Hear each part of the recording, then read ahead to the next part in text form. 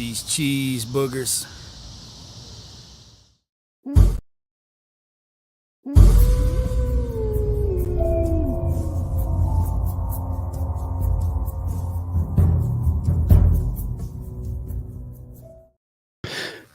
All right, bang, we're live. No comments, though. That's strange. Sometimes YouTube takes a minute to upload the metrics. So far it's showing me there's nobody here.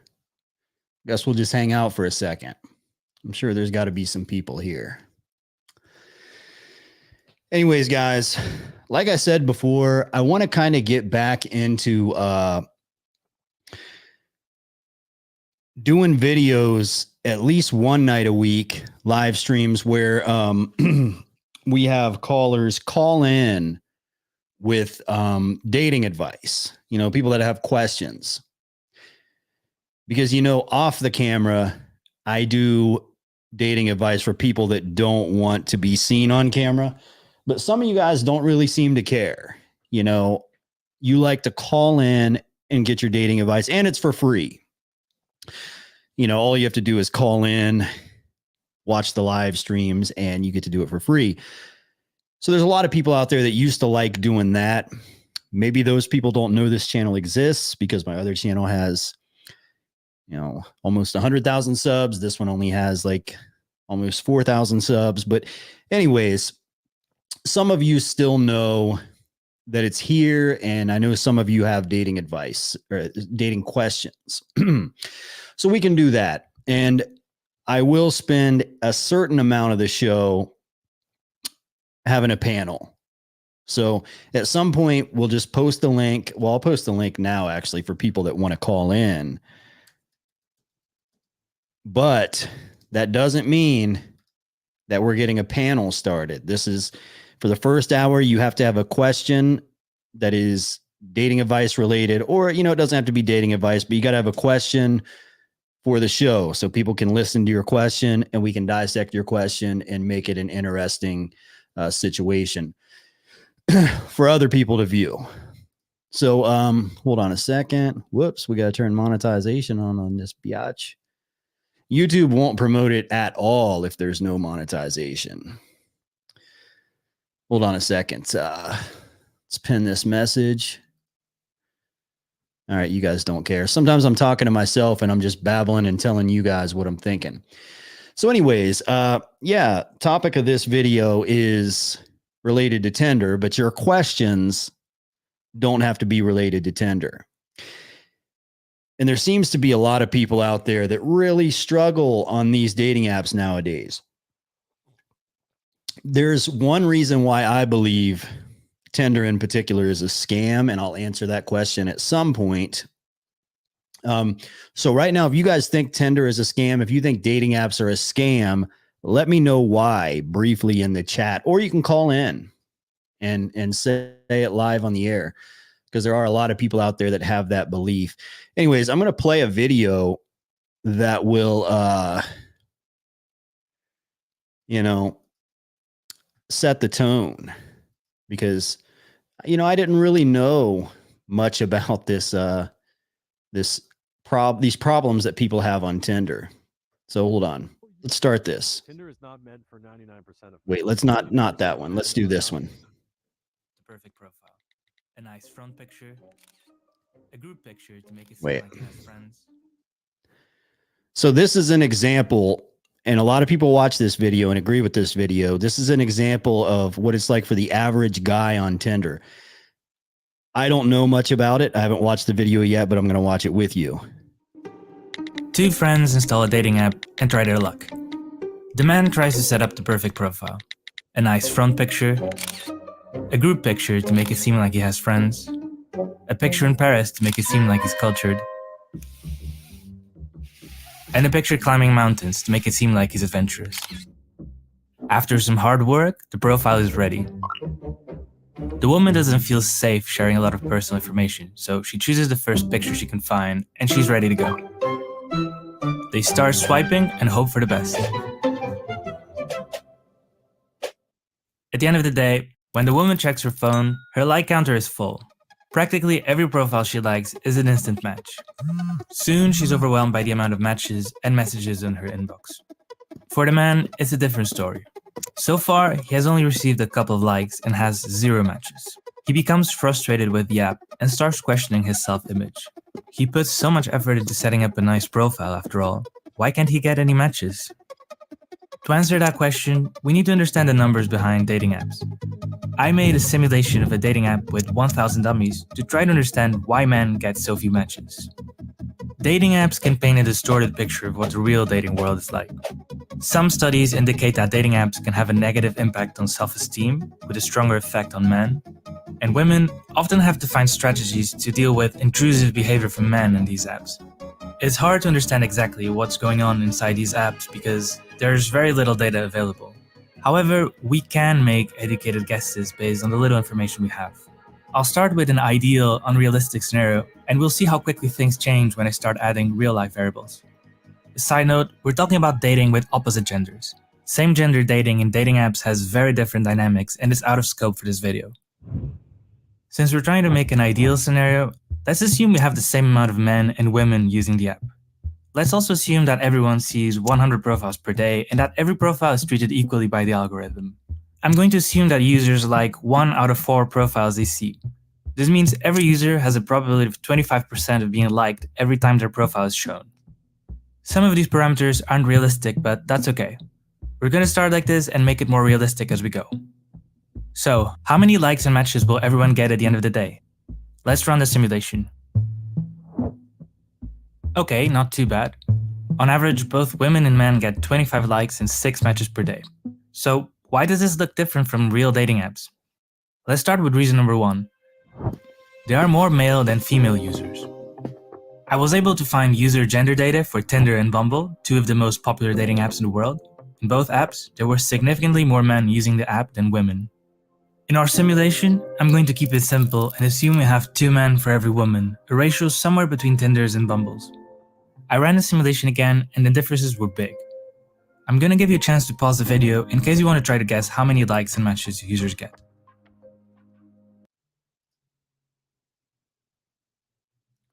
How many swipes did they do? I think I missed that. I don't know. I mean, I know women will get more than men, but I mean, I don't think like the amount of swipes that you get and stuff is like the reason. Like if I haven't been on Tinder for a while, but I just uploaded it again today just to see. I wanted to bring it up on my computer, but I don't know my password right now. I just tried to do it. On my phone, my iPhone just automatically remembered it and automatically logged me in. But I don't know. I have like, and I'm not like, it's not like a fucking brag. It's a dating app. I don't think that's something to brag on, but like I have like infinite amounts of matches. Can we move this? It just like never stops, like thousands. And I haven't been on it for a while, but I have tons of unread messages. But I don't see how guys could struggle. I do like, I'll put like a couple of selfies on there. Like I might do like, I'm in pretty good shape. So I'll put like a shirtless selfie and like a couple of regular ass pictures. And I end up getting tons of matches. But I will say that there's a few reasons why I think it's a scam. And I'll get to the biggest reason towards the end, which is a surprise. And I've never heard anybody talk about it, but it's something that I've experienced quite a bit on the app. But one thing definitely that I think people would agree with is that you go on there and in 2023, you just see a bunch of bots. And like John Frederick said, girls promoting their OnlyFans. So I would say a good 50% of the profiles that I see on there are just like bots. They're pictures of like fake looking Asian girls that look like dolls. They don't even look real, like supermodel pictures that clearly aren't real. And then you have some girls that are just promoting their OnlyFans, but I still, you can still kind of detect the ones that are real and authentic pictures. Like you can kind of tell that, like if it looks like a girl that, you know, dresses like the girls dress in your neighborhood and shit, you can pretty much tell. I don't know which dating apps are popular, Desert Raider. I'm not really aware of that. Alien on a Mission. What's up, brother?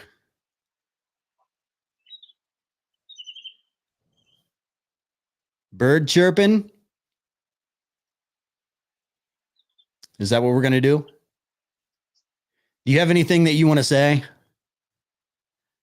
I mean, it's cool if you want to interrupt the show or whatever, but, you know, if you have something you want to say, if you want to interrupt the show in more of a fashionable way and more of a funny way, then you can. But other than that, do you want to let the birds chirp for a little bit?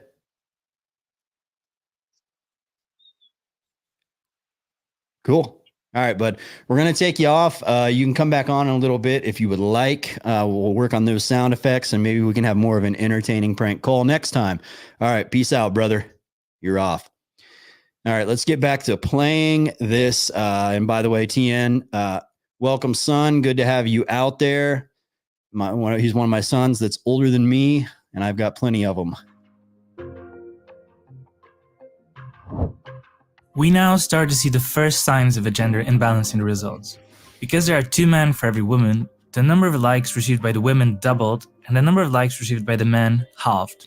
And when we look at the number of matches, something interesting happens. Women received an average of 50 likes. Since they like 1 out of 4 profiles, you would expect them to get an average of 12 or 13 matches. However, they only get 6. That's because now there are so many male users that women don't even get a chance to see half of the users that like them. They only see 100 profiles per day, and there are just too many men in the queue. At this point, it makes sense that women start to feel a bit overwhelmed by the amount of likes they receive, because they often encounter intrusive behavior from men that also makes them. Okay, so I kind of see where he was going with that. You know, with just the sheer amount of men on there and the amount of women on there. So imagine if you have 10 women and you have like 500 men. Even if she swipes on like 150 of those men, she doesn't have enough time in her day to get to like the bottom 130. You know, she's going to see like the top 20 maybe. I don't know. That is kind of a bad situation. I didn't think about that one. Think carefully about who they give likes to. Men, on the other hand, are starting to get a bit desperate. Because they don't get a lot of likes, they know they can't be too picky and start giving likes more generously to improve their chances. Alien on a Mission. What's up, brother? You're live again. Now you went off. Of getting matches. Which leads us to reason number 2. Men give more likes than women. According to this New York Times article from 2014, men are nearly 3 times as likely to like a profile than women on Tinder. So let's use those numbers. I'm updating the simulations that women and men give likes in 14 and 46% of cases respectively. So how do you think this is going to change the results?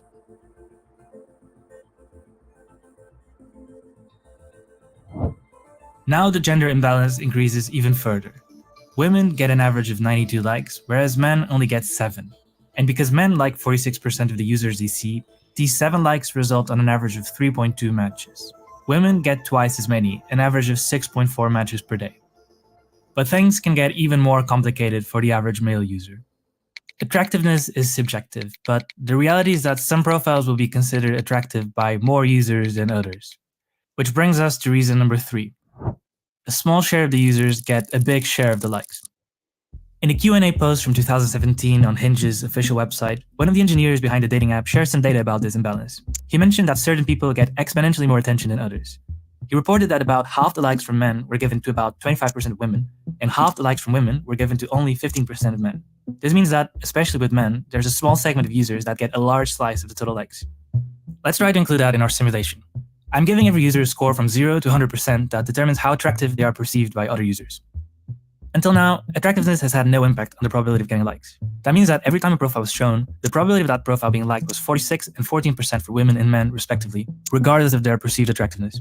I'm now looking for a new distribution such that the top users get exponentially more likes, but while making sure the average like percentages stay the same.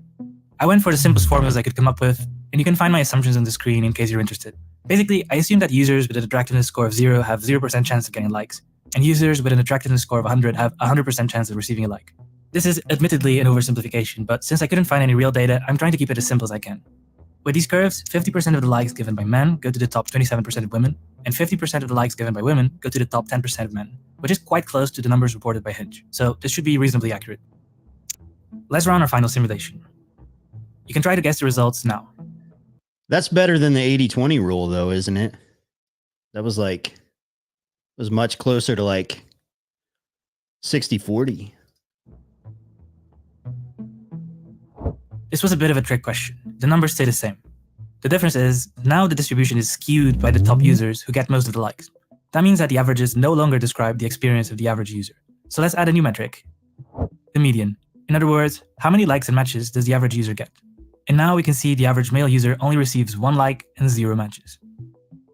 If you look at the average number of likes for different attractiveness scores, we see that the top 10% of male users get 37 likes on average, whereas the average users get somewhere between 0 and 1 like. And if you look at the average number of matches, something interesting happens. The top 10% of men actually get more matches than the top 10% of women. They get fewer likes, but because they're less selective than women, they actually manage to get more matches. I wonder if this all... That's a win for the black pill. Women, okay, the red pill says women are the gatekeepers of sex. The black pill says good-looking men are the gatekeepers of sex. So good-looking men have have the advantage over everyone. also happens in real life. As I tried to make my simulation more realistic, the number of likes received by the average man went down from 25 to 12 to 7 to 1. Once again, this was just my attempt to simulate a dating app based on the little information that I could find. It may or may not describe your experience with dating apps. For example, I couldn't find data for the number of profiles users see every day, so I just assumed it was 100. And I didn't include factors like different cultures and demographics, and the impact of premium subscriptions that give advantages to paying users. Nonetheless, the simulation helped me understand what's probably happening inside these dating apps. So, what are the key takeaways here? This video is by no means making an argument against the use of dating apps. Meeting online has become the most popular way US couples connect. So, dating apps do work, and many relationships were made possible thanks to them.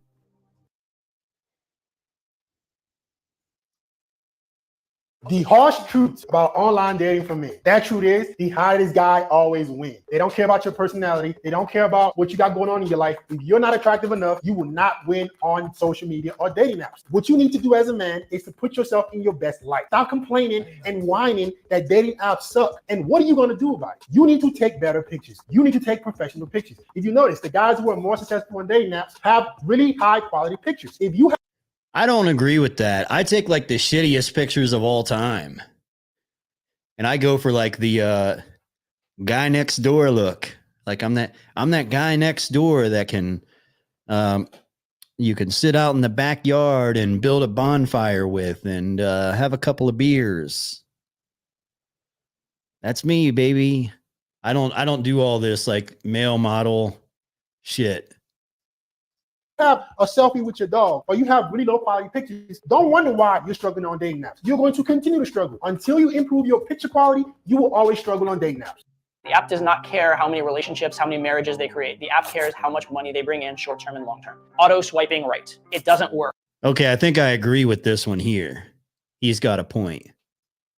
With most algorithms. Reason being that if you are automatically swiping right, there are two things happening. Number one, the app is rating you based on how selective or unselective you are, and it's correlating unselective to unattractive in many cases. So you're going to be seen by the app as less attractive. Also, if you are willing to swipe right on mediocre girls, the app has no incentive to show you attractive girls. So the auto swipe right strategy, which did actually kind of work in the very early days of online dating, absolutely does not work in most apps now. And that's something you need to understand because the algorithm will be against you if you employ such a strategy. A man opens up his app, hopes that a woman who he has liked previously has now matched with him. Women are opening their app to a sea of men who have already liked them, and they're now just selecting which one they are going to match with. That is the way it works. Again, what's the dance that he talked about earlier? A woman markets herself, a man makes the first move, a woman then has to accept that move and see if she wants to proceed any further. That's the mating dance for humans. So, as a man, true? When You guys agree with that? I want to play this over again. I don't agree with that. Opens up his app, hopes that a woman who he has liked previously has now matched with him. Women are opening their app to a sea of men who have already liked them, and they're now just selecting which one they are going to match with. That is the way it works. Again, what's the dance that he talked about earlier? A woman markets herself. A man makes the first move. A woman then has to accept that move and see if she wants to proceed any further. That's the mating dance for humans. So as a man, when a woman is able to literally just take the preferences, like she doesn't have to go out and find a 6 foot tall man. She can literally just swipe on all the 6 foot tall men who have already liked her within a certain radius and mileage, right? Can you select height on Tinder? I remember back in the golden days of dating apps, I would say between 2009 and 2014. Those were the days back when Plenty of Fish was still the biggest app. It was literally like ordering a pizza. You could choose the ethnicity, the height, the body type, how many miles away. So if you lived in a big city, you could say like, I want a 5'4" Latina with an athletic body style, blonde hair, hazel eyes, within 10 miles from me.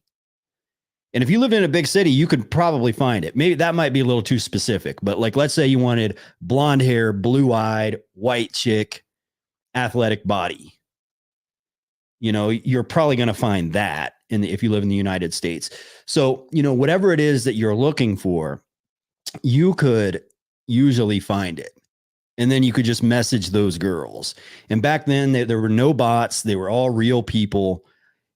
And it was interesting. And if you lived in a small town, it was cool because usually you knew everybody on the app. But the thing is, most people were using it just to hook up. So if you saw some chick, like, you know, some girl that works at the fucking coffee shop or something was on there, you kind of knew she wanted some dick. So you could just kind of go in and just say shit to her. And a lot of times you could just get laid and it was very easy. Like those were the days. But now, you know, it's changed up quite a bit. Now you have, number one, you have to deal with the bots. You have the OnlyFans epidemic. Men who are not hitting the standards on paper are going to it's going to be the exact opposite effect of the girls who are average to below average, who still have a ton of guys in their inbox. Their egos are going to be inflated. Men's egos are going to be completely deflated. Okay. I mean, I see what he's saying. I just don't, I mean, I can't say that I disagree with it. I can say I don't relate to it. I mean, I think I'm a pretty average fucking guy.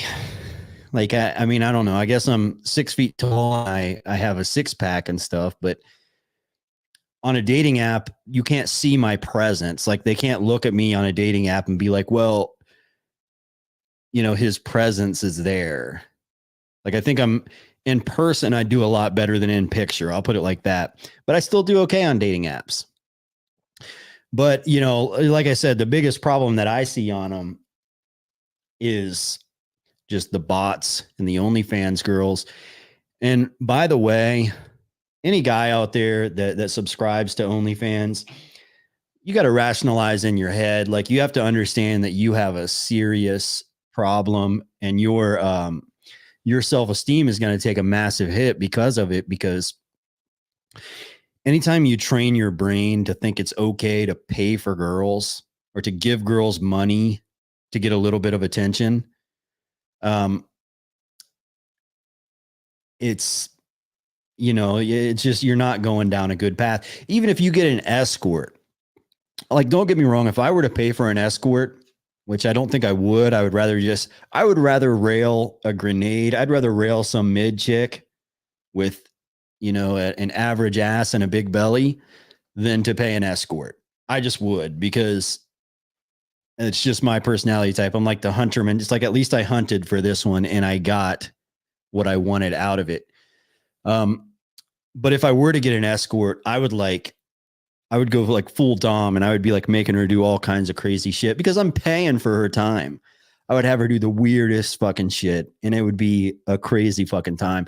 But that would be different than the guy that's just lonely. So he gets an escort and he's like, he just wants to spend time with a woman and have an intimate time. I don't know. I mean, I think that's just a way to beat up your self-esteem and make you, turn you into a bigger simp than you already are. By the way, guys, does my audio sound okay?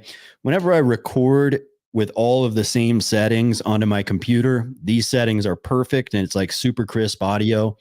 But for some reason, when I go on StreamYard, it's like, it's a little bit off. But if it's decent, just let me know. If it's horrible, let me know. I know it's not going to be great, but decent is decent. And 007, I saw you step back there in the stage. You've done that a couple of times, and every time I'm about to bring you on, you leave. So come on back.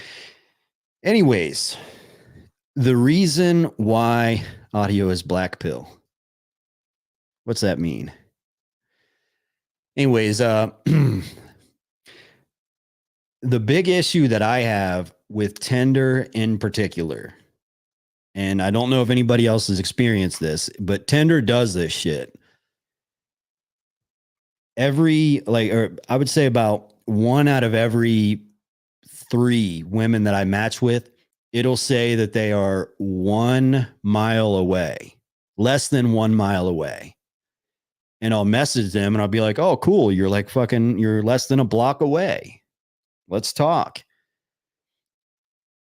And that's what I'll send them. I'll say, like, my first message will be like less than a mile away, so they know we're close. And then Tinder tells them we're like 35 or 50 miles away, or sometimes like 250 miles away. So me being a male profile, it tells me all these girls are 1 mile away. So they're all really close. So it's like, get this guy's hopes up, get him addicted to this app, make him think there's all these girls that are within 1 mile away. And for women, it's like all of these dudes that you're matching with are 500 miles away. They're gone. So it's just strange that it like tries to get my hopes up. And maybe we are 500 miles away. Maybe the app just accidentally tells me they're 1 mile away. Well, not accidentally. They do it on purpose to just convince me that app is worth a fuck. So maybe I'll go on there. I'll spend more time on there. I'll pay for the app.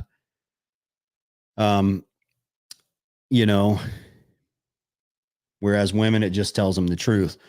I don't know. But that's the big thing with me. Like, it really fucking pisses me off because every time I've been on there and it's like, cool, 1 mile away. Like, that's the most important thing to me.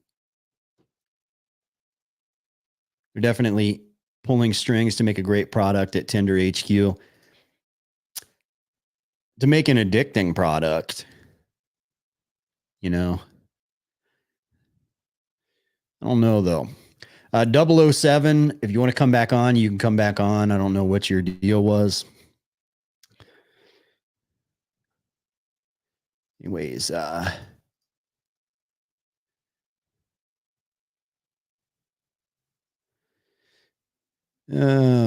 fuck. It's shameful, to be honest. All right, anyways. Be back after a quick commercial break. They're squirmy and wormy and purple and green. The grossest little creatures that you've ever seen. Creepy crawlers. Build a monster mold with a colored plastic goop and make a creepy crawler from a yucky monster soup. They're ucky, yucky, squirmy, wormy, very scary, sometimes hairy, squiggly, wiggly, creepy crawling. Creepy crawlers. Gross out your sister, embarrass your dad. You can be a little creep without being bad. Creepy Crawlers Workshop with plastic goof. Master, the ears! Where we go? Could be more disgusting. How about some bubbling boils and green glop? Now I'm losing my lunch. Monster Face, the gruesome monster head you make and remake into the most monstrous monsters imaginable. Then you bring it to life. Now for the test. It works! Monster Face comes with everything shown here. Terminator! I'm back. Terminator's heavy metal cycle zeroes in and fires. But as evil T-1000 tries to get even, Terminator deploys his secret weapon. Hasta la vista, baby. Terminator is back.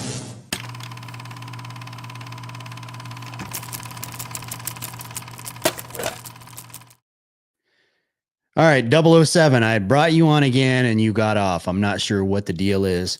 Also, by the way, where the fuck is Carrie? Wasn't expecting to do a stream without Carrie. Nostalgia zone. Yeah.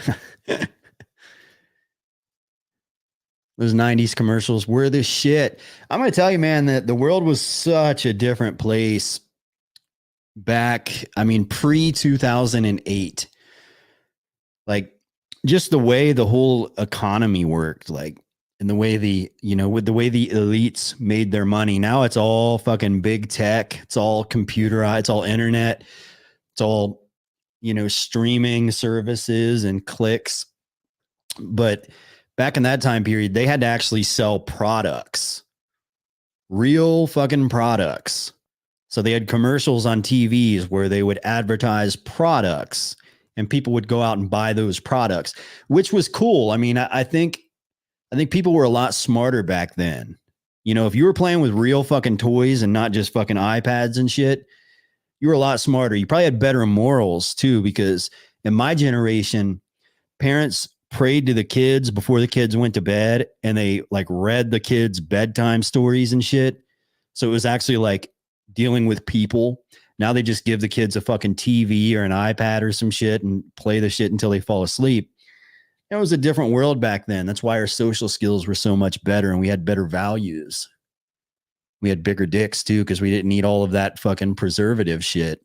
Actually, most people did eat the preservative shit, which does shrink your dick and shrink your nuts, by the way. If you're eating tons of BPA, canned foods, shit like that, it does do that. They're endocrine disruptors. Can you pull a Shelly from Twin Peaks? That was one spicy 90s chick.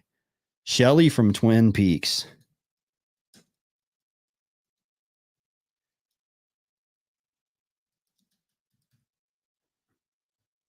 Whoa.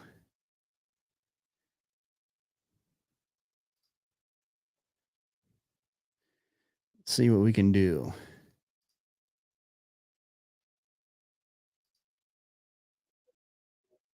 Hang on. If I can find like a short clip, I will.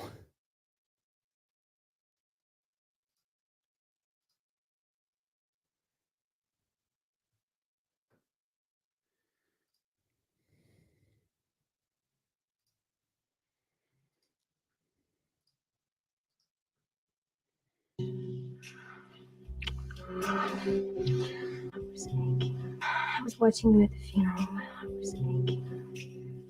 I wanted to hold you so much. And James Hurley. He was seen Laura behind my back. I fix him. Fix me first. When is Leo? Okay. Yeah, back in those days, they still put Chads on TV. Chads were still allowed to be on TV, Chads and Stacy's. Now, sorry, Chad, but it was like the era of anything that was like a white alpha male and a Stacy. It was like that was really popular in like the 80s and 90s, but then it all changed up. Like, I don't think, you don't really see any of that anymore. It's like hypersexualized, like rap music. Like that's mostly what you see nowadays. Well, it's whatever, I don't personally care, but I think ultimately, like, we should get away from the TV and the entertainment, go out there and live our fucking lives. So if you don't like what they're putting on TV nowadays, maybe that's a sign that you're smart. Looking forward to the first lesbian James Bond. That'll be good. Be interesting.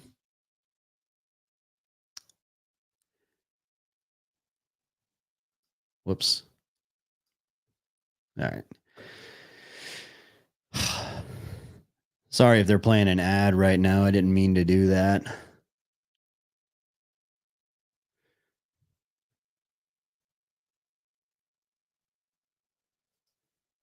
When men people knew what they were. Yeah.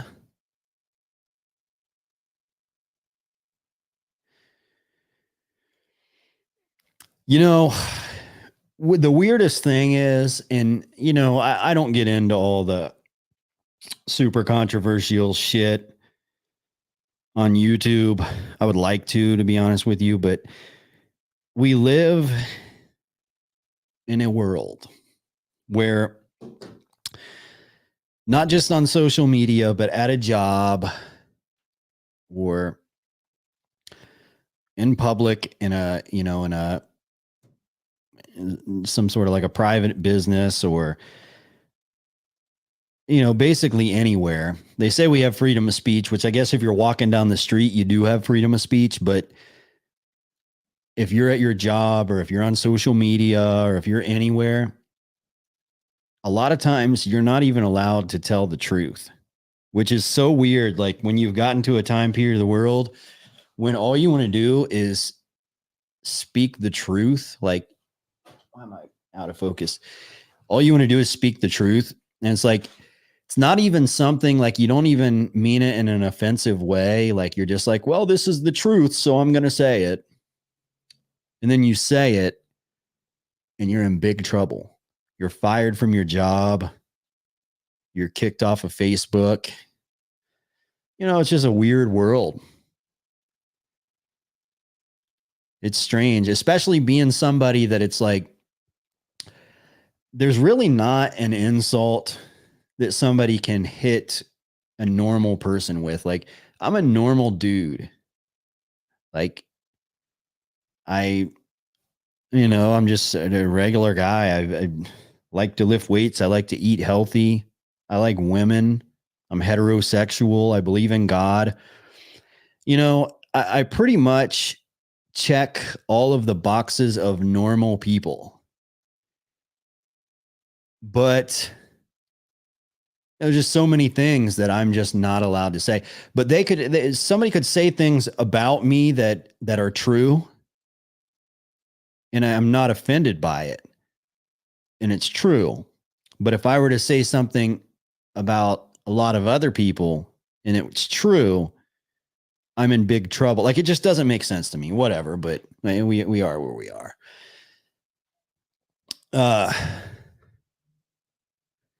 Yeah.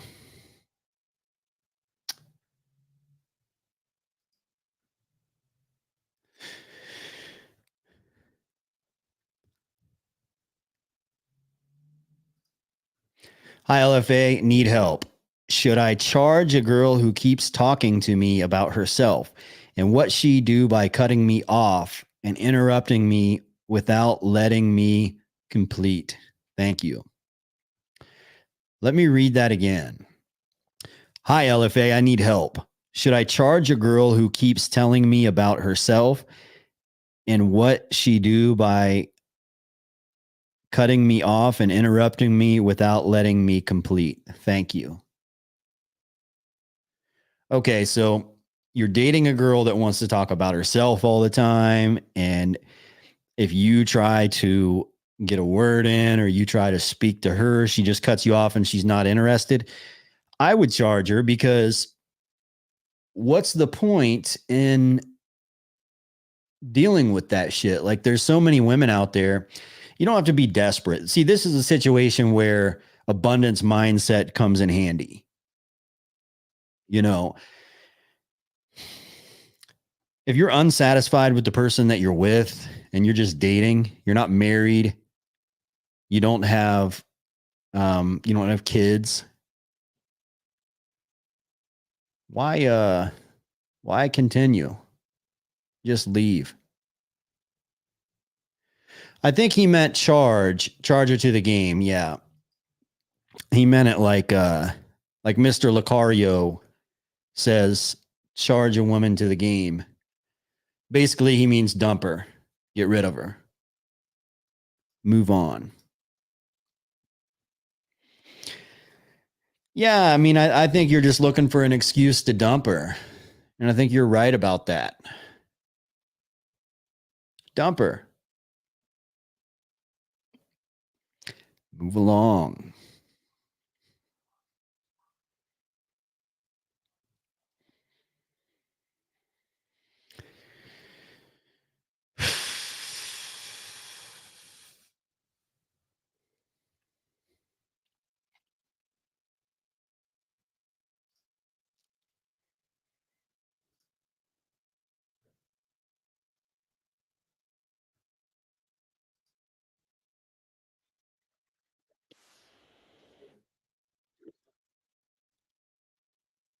Okay, let's see what this Volcel has to say.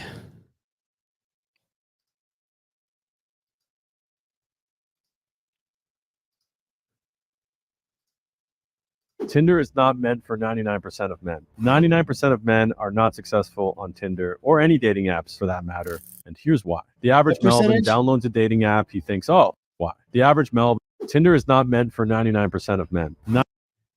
99% of men are not successful on Tinder or any. 99%. Do you think these guys, like, are these guys being hyperbolic, or are they, like, is it really that bad? And I know most of my audience, the majority of guys that watch my videos, don't really give a fuck about dating advice. They're just fucking bored, so they turn the shit on. But there are a lot of people out there that really need the dating advice. They really are struggling with women. But 99%, I don't know. I think that's pretty crazy. Waiting for a woman to speak beta behavior. Yeah. You know, a lot of people that do reach out to me and have issues with women, the biggest problem that they have is like, they know what they want, but they just don't have the balls to do it. Just a beta behavior. You know, it's like, they'll be like, hey, I've known this girl for 6 months. You know, we flirt a lot. It seems like she likes me. I just don't know what to do. It's like this push-pull game that goes on. It's like, have you ever gave her your number? Have you ever told her to call you? It's like, no, I haven't done that. So you're going to pay me for dating advice when you haven't even done that. Like you literally know what you want, and it's that easy for you to do it, but you just haven't done it. You know, and I guess we've all been there at times, but don't you know what you're doing wrong when you're in that situation? Like you kind of know in your head, like it's like, shit, I should have gave her my number, or I should have asked her out. And you always know it's like, that would have been a good opportunity right there, right then and there. That would have been a perfect opportunity. And I didn't do it.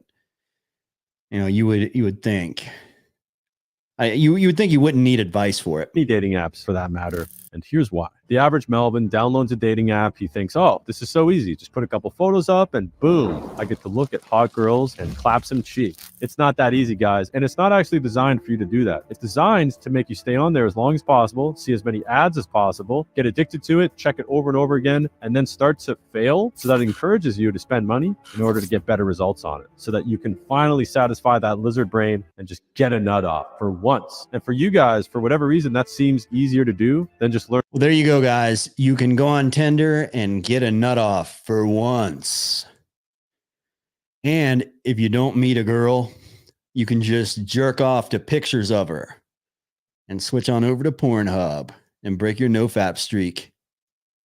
Learning how to talk to girls in real life and meeting them in real life. But who am I to judge? Every guy's tried Tinder at some point. Probably Bumble and Hinge too. We're sold this idea that you can just go on, put some pictures up, swipe a couple times, and then just absolutely obliterate a cute little baddie within 15 kilometers of where you are. But that's just not the truth. The giant lie that's sold to you by, you guessed it, big corporations that make money off of your attention and commitment to meeting women online. But it's actually not meant for you. In fact, Tinder and online dating apps aren't meant for 99% of men. And in this video, I'm going to explain why. how they're using you, how they're sucking your life out of your eyeballs, how you're wasting your time on dating apps, and how to actually meet women in real life. Let's jump into it. What's up, guys? My name is Denmo, and I've approached thousands of women in real life. And I'm not saying that to brag. I'm just saying that because I spent years making prank videos, interviews, pickup lines, yada, yada. So I've left my house, and I've done this in the real world. And the point of this video and this channel is to help you guys with that, because I hate seeing lonely men. I think it's awful how many of you guys watching are lonely. You don't have friends. You aren't able to meet women in real life. You can't get into a relationship. It breaks my heart. So this video is going to help you guys. We're on the same team, boys. I'm here to help. It breaks my heart that you guys are sitting at home and jacking off to pictures and porn and OnlyFans. Listen up, boyos. I'm here to help. Do you think this guy's authentic or he's just looking for content? Like, to be honest, the stuff he was saying, like, some of it might have been true, but I mean, I don't think it's that fucking bad, is it? Like, I think most guys could hook up. Like, if you went to, I've approached thousands of women. Hello. How is approaching success? Yeah, I agree. I mean, a lot of guys out there don't have the balls to approach women. So like, I'll give him credit for that. But yeah, sales funnel talk. I agree. That's never been what I've done. And I've never told guys to do that. You know, there's never been a time when I've like been a promoter of cold approach, like in like a high volume cold approach, like going to the mall and approaching 1,000 women or some shit like that. That's the dumbest shit ever. What I say is find a girl you're interested in and work on her. What's so difficult about that? And like the new manosphere is like, well, you're going to get a scarcity mindset and you're going to get one-itis. It's like, how weak would you have to be to where if you're talking to one girl, you end up losing her because you're like, she's all you can think about. Okay, if that's the type of shit that you do, your problem is not like abundance mindset. Your problem is you're obsessive. Like, you've got to work on that. Like, you find one person, you get obsessed with that person and you chase them away. You know, if you were dating a girl and you're like, well, you know, she's kind of cool and maybe she's hot. You're like, well, this girl's pretty hot. And all of a sudden she's like fucking showing up at your work. She like wants to fucking see your phone and see who you're talking to and read all of your DMs and just be up your ass and talking to you all the time, not leaving you alone. You would be like, fuck, this girl is fucking crazy. You know, this girl is a fucking incel. So a lot of guys become that. You know, they're talking to a girl and they're just like obsessed with her. I get it. Like, but your problem isn't like some manosphere learning game type of shit. Your problem is you're just obsessive and you need to work on that. Like, you need to identify the problem, which is you, and fix it. You know, and look, anybody, male, female, whatever, you've had situations where maybe you had a crush on somebody that worked at a fucking Starbucks or some shit like that, or, you know, whatever. So you're making extra trips to Starbucks to see her, or, you know, it's like you're fucking driving through the neighborhood. You're just going to drive past that Starbucks to get a look at her or whatever. Like, people do shit like that. But if you're somebody that goes overboard with shit like that and you're just like obsessed with a chick, you need to, you know, anytime you find yourself like, shit, I don't need Starbucks, I'm just making an excuse to go to Starbucks, you just need to say, fuck this. It's weird if I go to Starbucks when I don't want Starbucks. I'm not going to Starbucks just to see that girl. You know, don't be like a weird, obsessive person. But anyways, I think that pretty much covers that. Hold on. What do we have here? LFA, do your exes come back time to time to rekindle and you fight? Then you realize you are better off each other, repeat.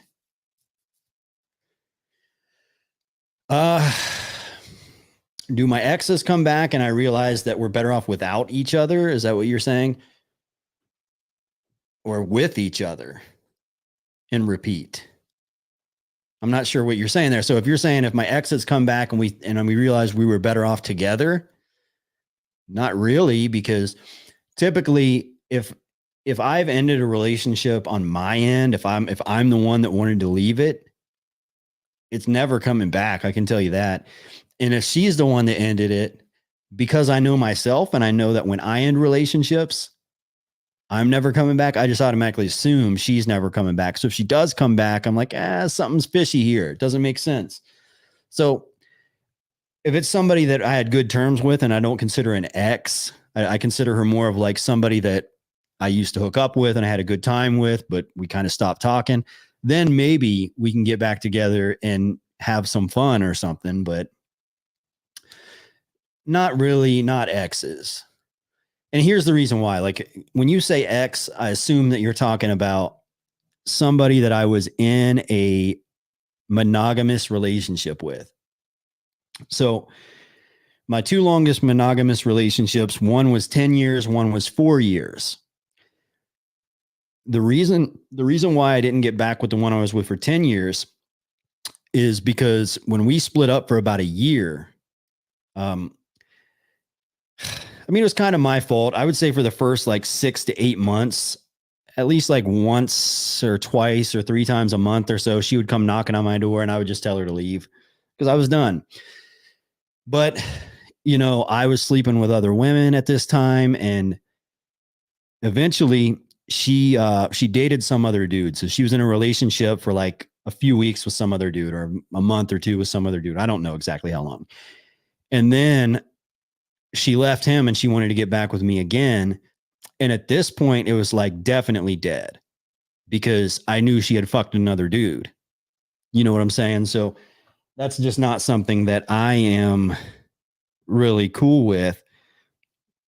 So look, if your ex comes back, you got to deal with the fact that, yeah, she probably fucked another dude whenever the two of you broke up. Is that something you're cool with? It's not something I'm cool with. You know, there's some dating coaches, you know, some YouTubers down the street, 4 doors down to the left, that are cool with open relationships. They're they're married to a woman or whatever, and they're hooking up with other chicks, and their wife is hooking up with other dudes, and they're totally cool with it. If that's you, I'm not here to judge. We all live the lives that we want to live, but not me. That's not my thing. If I'm in a relationship with a woman, she'll walk out the house in 90-degree weather in a turtleneck and a full ski mask and overalls and a onesie on top of it and a chastity belt. And my name is branded on her ass.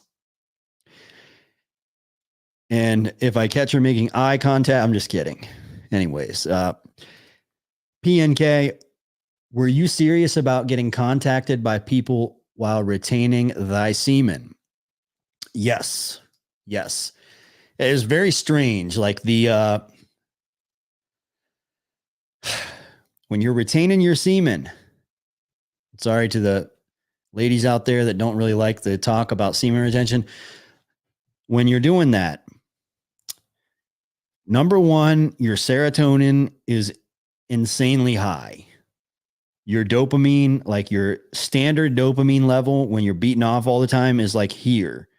And when you're beating off, it's high. And then when you're done beating off, it's low. And then it's like balances back out to here. When you're on semen retention, it is way up here. And it's like baseline up here, just nonstop. Your serotonin is high. Your confidence is high. Your testosterone is higher. So you have all of this shit going on. So you're like a totally maxed out version of yourself. You've semen maxed. You know, semen maxers. From here on out, it's not semen retention. It's semen maxers. Seed maxers. Seed maxing. Leave me alone, bitch. I'm seed maxing. So anyways, you know, it even makes your voice deeper. All of this shit is going on, right? So your confidence is sky high. Your brain is sharper. Everything about you, your performance is higher than usual. And people are reaching out to you. You know, why are they reaching out to you? Is it a magical thing? If you want to believe that it is, sure, that's fine. I'm not going to, you know, whatever. Maybe it is. But one thing is for sure, you are performing higher than usual. You're more productive. You're smarter than usual. You're more confident than usual. Therefore, people are going to be attracted to you. Dudes are going to be interested in you. Like, what's up, bro? What's up, bro? What is it about you? You seem so cool, man. Can I get to know you? Can we hang out, bro? And women are going to be like, wow, you know, your fucking eyes, they're so bright and you're fucking glowing and you're shining and you're handsome and you're confident. So family members are going to be reaching out to you and stuff. You're doing good. You're doing good. If you flatten out after 3 to 6 weeks, just beat off and start again, dude. LFA, how can I be sure you're not a rebound? How can you be sure you're not a rebound? Well, my friend, after you fuck her, does she love you even more? Or after you fuck her, does she no longer want anything to do with you? That'd be a good indicator. Shout out to Sophie in the chat. By the way, shout out to all the channel members in the chat. Shout out to Honest Truth in the chat. Get them likes up. Shout out to Beautiful Life. She's not a member, but she's been out there for a very, very long time. Shout out to Farouk. Shout out John Frederick, Simon Sammy, the man of the warehouse himself, Geraldo Jimenez.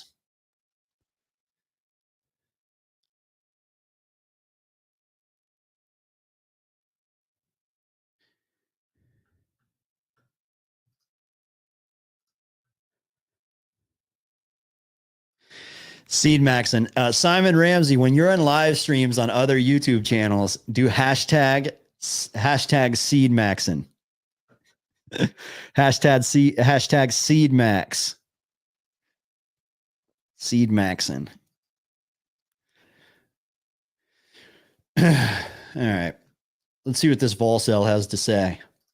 So let me give you guys an analogy that'll help you understand Tinder better. The same way Tinder isn't for everybody, university isn't for everybody. First of all, you need to apply to get in, and that costs a couple $100. So that's not a big deal. But in order to have the requirements to get into the university, you may have to be a resident of that country. You need to have good grades. So you need to have A's, A minuses, maybe some B pluses here and there. Depends the program. There's courses in high school that are offered that are required to go to university. There was a program I wanted to do in university. I didn't have the grade 12 university math class, which means I wasn't qualified. So a lot of people, they don't do this hard work in high school. So they end up having to either go to college or go to university for something easy like arts or philosophy, or better yet,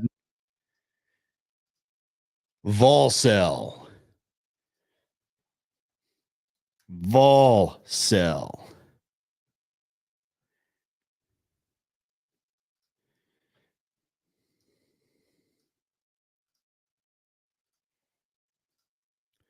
Volcel, a member of an online community, typically heterosexual man who abstains from sexual relationships. Volcel, not bald cell.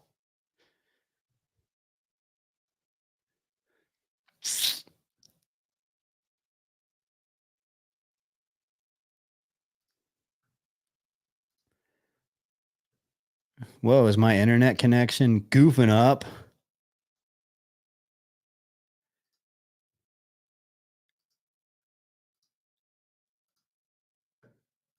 not go to school at all. So that's the first barrier: intelligence, work ethic, and strategy. Being a high schooler and doing hard work so that you can even apply to get into the university in the first place. And then there's tuition. You have to pay thousands of dollars a year for minimum 3 to 4 years. Plus, if it's in person, which it usually is, you have to relocate to that city. So that means you have to live somewhere nearby the campus. Then you have to show up, do all the assignments, tests, and do that for 4 years straight. That's a lot of work, guys. Nearly 33% of Canadians of working age had a university bachelor's degree or higher. That's 4.3% up from 2016. So that's actually pretty good. However, half of that facts, John Frederick. You know, it is interesting how the manosphere has kind of resorted to leftist tactics in so many different ways. So, you know, if I'm explaining something to somebody, and okay, so let's say my point of view is I don't know. Female nature isn't so bad. Women like to have sex a lot and they like to cook. You know, they like to cook me meals. Then, like, the manosphere red pilled response to that is like, you're fucking blue pilled, man. You're blue pilled. You know, it's like this instead of having like a counter argument with something they disagree with, they just throw out a term that destabilizes the conversation, a deflection tactic. You're blue pilled. It's like, you're homophobic, you know, or some weird word that just like, it's like, okay, whatever. You're blue pilled, you know, and they do use a lot of words, a lot of tricks that leftists use. I think every man should be for himself. You know, nobody is red pilled, blue pilled, black pilled. We are all in this battle of ideas by ourselves, and no two people have the exact same stance. Like you might agree with people on certain things, but you're gonna have things you disagree with them on. So you are by yourself in all of these arguments. So the left likes to group together and be like, we're standing up against these homophobes.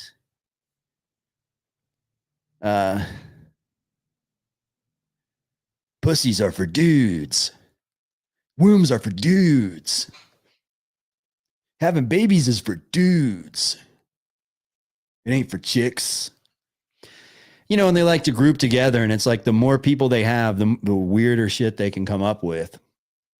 And the manosphere does that too in a lot of different ways. There's a lot of truth that comes out of the manosphere, a lot of good, hard truths, but there's also a lot of goofy shit. And everybody knows that's true. Increase was due to immigration, with about 60% of immigrants arriving to Canada with a university degree. Okay, that makes sense, because I was going to say that's a lot of people. Now let's talk about business owners. What percentage of people have their own business? Probably less than 1%. Now with universities, sure, you could still make it, but it's unlikely. It's a lot easier if you're born into a wealthy family. Most people with money aren't stupid. They did something right, or at least their parents did. And again, that's why most kids go to university too. Their parents have money. When your parents have money, they put you in a good school, they can pay for a tutor, and they're really hard on you, and they're like, hey man, you have to get these good grades so you can go to university. That's how it is in Canada anyways. But again, all this comes from some kind of advantage over others. You can overcome this advantage, but it's a lot harder if the other guys have a running start. It is possible though, and you can outshine. Just like how if you are born a little bit shorter, a little bit weirder looking, you can overcome this adversity by becoming funny, becoming socially valuable, developing charisma, and being able to approach and attract women in real life, as opposed to just relying on the lottery of dating apps, where the odds are actually stacked against you. The best thing you can do is meet women in real life. Let's be honest. Who is Tinder for? Much like that example that I gave you guys with the whole university thing, is Tinder favors rich people. But here's the thing. Tinder is not even remotely as expensive as university is. However, here's how Tinder works. If you pay, you have way better odds of meeting women. The way the Tinder algorithm works is super simple. However many times you get swiped on improves your score, which throws you to the top of the stack. If you get lots of swipes from women when they're showing your profile, it encourages your profile to be shown to other women. The more women you match with, the more women that you meet in real life off of the app, which again is still an uphill battle. But there's also a way that you can improve your score of swipes by seeing girls that have already liked you. That way, if you see that they already liked you, you don't swipe on the girls that already swiped left on you, which gives you a better score. It gives you a better rating. You have a higher success rate of swiping, which gets you shown to more girls. And then, like I said before, that stack of girls that are being shown your profile, you can actually pay to have your profile thrown to the top of the stack for 6 hours, 12 hours, 24 hours. Then you have super likes. You can have a little thing attached to your like or swipe, so that way when they see your profile, they see a little star next to it. Now, of these three things, some are better than others. Some I would recommend, some I would not. But the point is, if you just throw money at Tinder, you can completely game the app. And you idiots out here that are trying to get amazing dating results for free are not the people Tinder wants on their app. They don't want you idiots that are trying to use the same pickup line or like this profile photo hack. They want guys to spend money. They want you to pay the monthly subscription that automatically renews every month. And that way you can see access to who liked you and get more women. They also want you to pay to get to the top of the stack. You know, Tinder users is what, 70, 80% guys? So there's all these other dudes in there and they're in that stack. And the worse your score is, the lower in the stack you are. And Tinder's for dudes. Tinder's for chicks. I don't know, man. This whole doomer mentality. I do understand the black pill. Like, I understand. Yeah, sure. Looks matter. Here's the thing about the black pill. It's not that anybody thinks that looks don't matter. It's just, it's not that the whole world doesn't agree with the black pill when the black pill is like, yeah, attractive people are attractive. Well, obviously, that kind of goes without saying. Oh, really? So good looking people are attractive. Is that what you're trying to tell me? People that look good are attractive. That's the black pill. Okay, cool. We get it. The thing is, though, the rest of the world doesn't feel like we have to say that. The black pill wants to talk about that all the time. The rest of the world's like, yeah, we already know that. What's the point in talking about it 24/7? Nobody cares. Like, yeah, if you're not good looking enough to get a girlfriend or to get laid or to get a match on Tinder, that sucks. But do we really have to talk about it all the time? Like, because I don't want to talk about it, because if I talk about it all the time, it's like I'm bullying or somebody. It's like, fucking dweebs, can't get a girlfriend, like shoving dudes in lockers and shit. And that's not something I'm interested in doing. So it's like, I don't really have an interest in talking about it.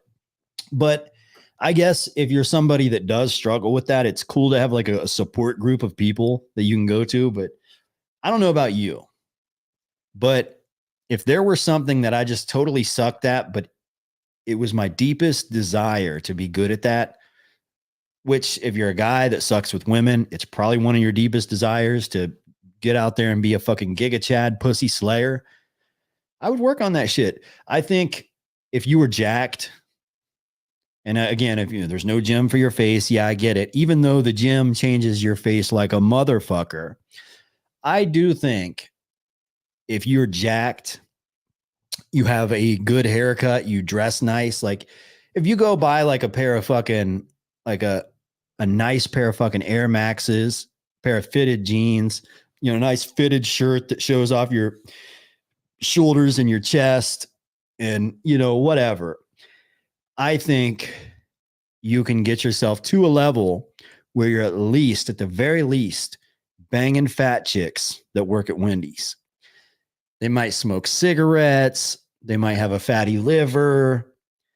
Maybe the people in their family bloodline only live to be about 46. They die of type 2 diabetes or, whatever. They're just unhealthy people. At least you can fuck that. And trust me when I say you don't even have to fuck it. You can just face fuck it. Yeah. Now it's not so bad. And imagine this. You have some big old chubby chick that works at Wendy's. Her face could be a 6, but she's so overweight, her face is a 4. The rest of her body, 2. Heavy humper. You can sit back on the couch and receive oral while you're watching porn. Much better than beating your meat. Well, not necessarily. I'd probably rather beat my meat. But, if you're a guy out there that brings free fries, now we're fucking talking. But if you're a guy out there that's that desperate, yeah, you can have your slump buster. You can make that shit happen. I'm just saying. But here's the thing. If you're that low in the food chain when it comes to looks, that's probably what you're better off fucking. And what term would we use for this?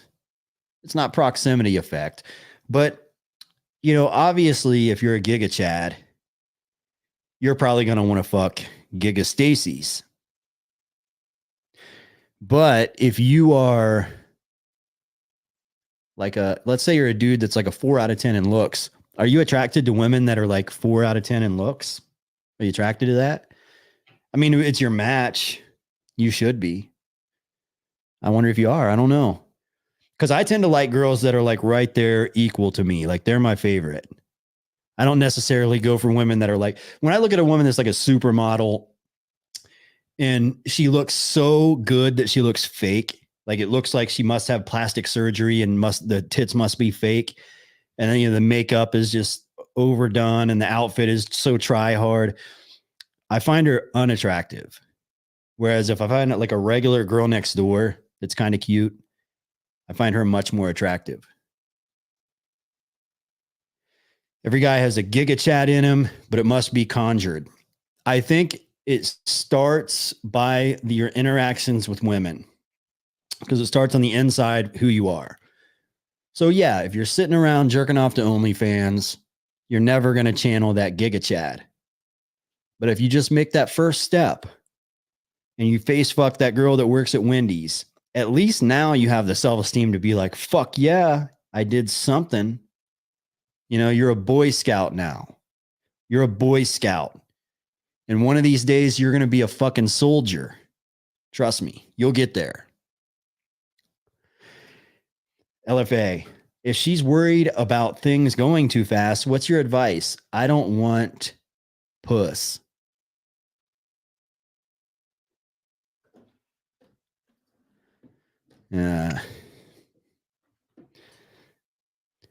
LFA, if she's worried about things going too fast, what's your advice? I don't just want puss.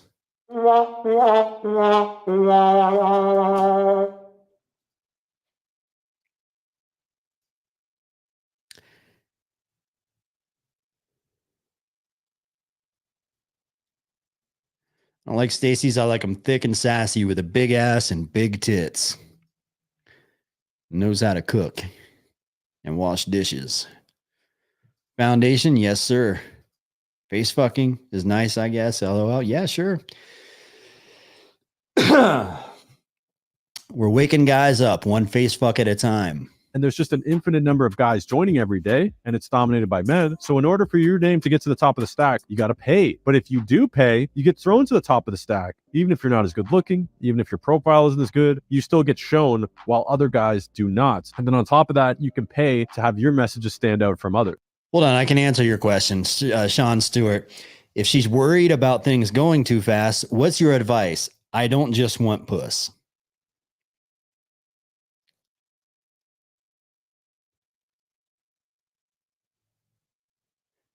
I don't just want a relationship. Yeah, whatever. So if things are going too fast and you want a relationship,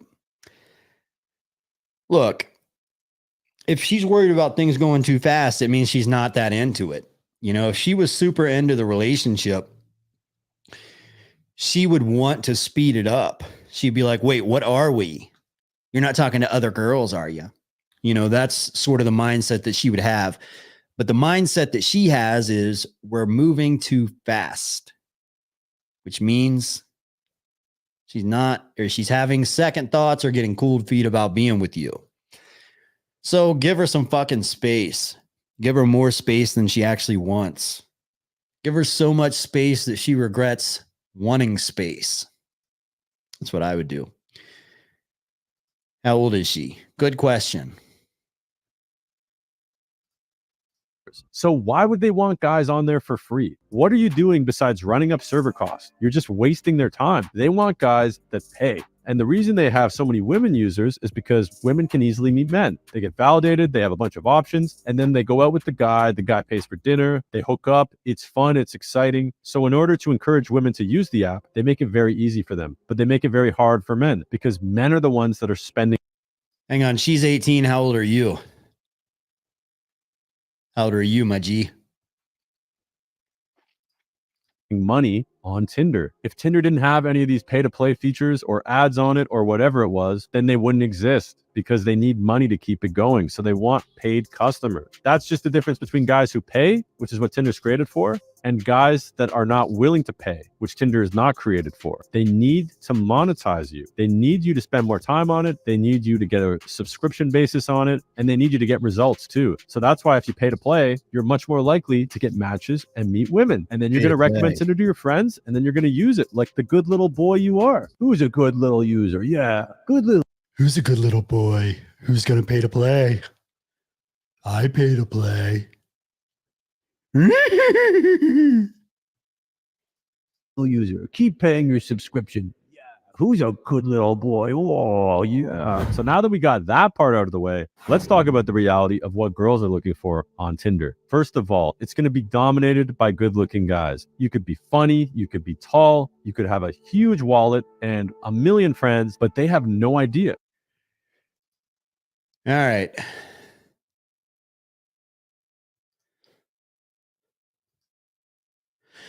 You know, people look for content. I don't find any of that stuff relatable. I'm going to be honest with you.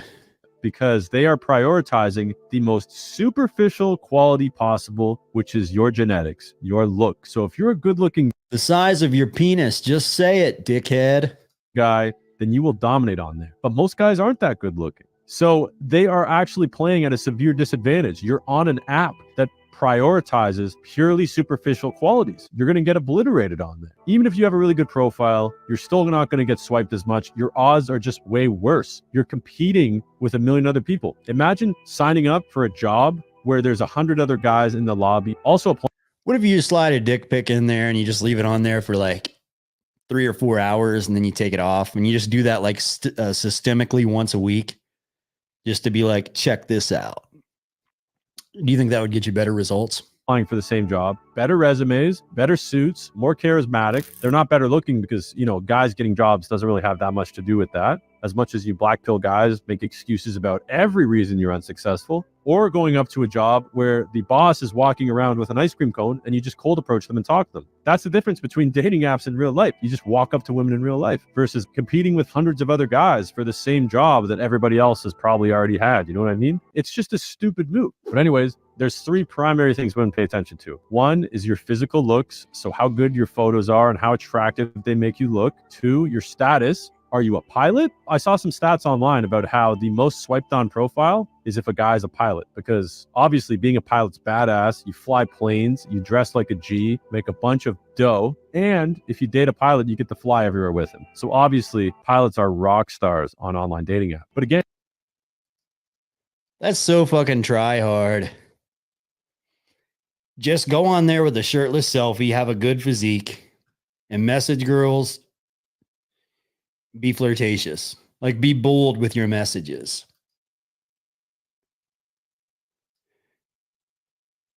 You can pretty much say anything. Like, if you message a girl and you're like, I mean, you could say, just say weird shit to girls. Just be like, call her a stud muffin. Tell her she's a big, strong hunk and she looks like she can protect you in public. Send her a message and say, girl, you look like a big, muscular hunk.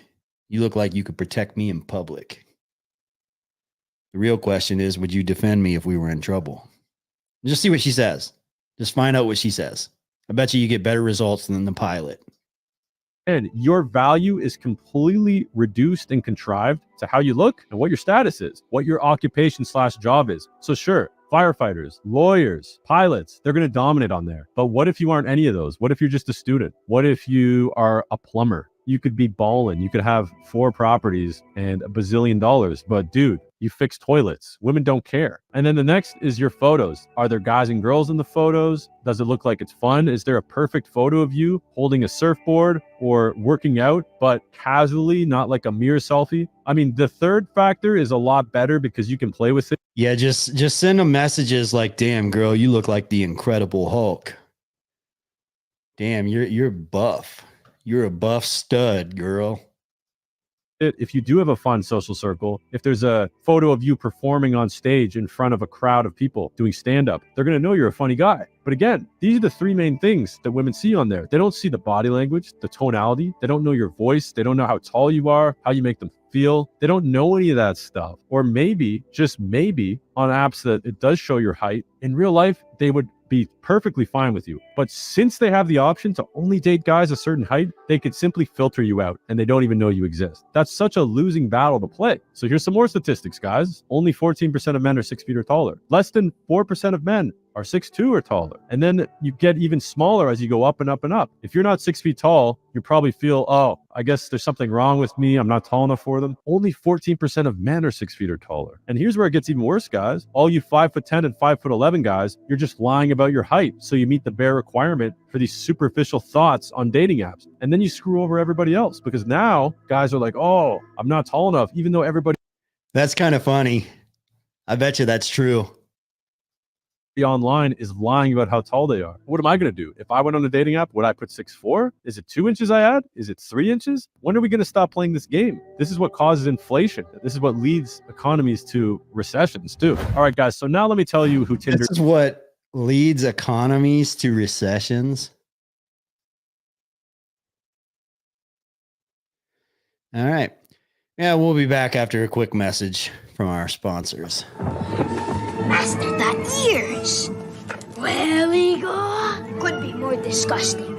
How about some bubbling boils and green glob? Now I'm losing my lunch. Monster face, the gruesome monster head you make and remake into the most monstrous monsters imaginable. Then you bring it to life. Now for the test. It works!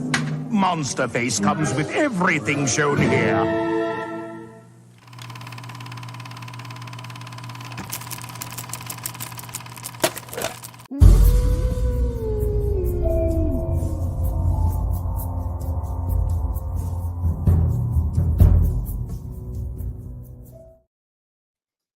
Is really for. Tinder is for everybody. You can definitely game the system. There's methods of using strategies. And in my course, I talk a little bit about online dating, but I still prioritize meeting women in real life. A good channel that gives you good advice on online dating is Playing with Fire. Check him out. But online dating is always going to.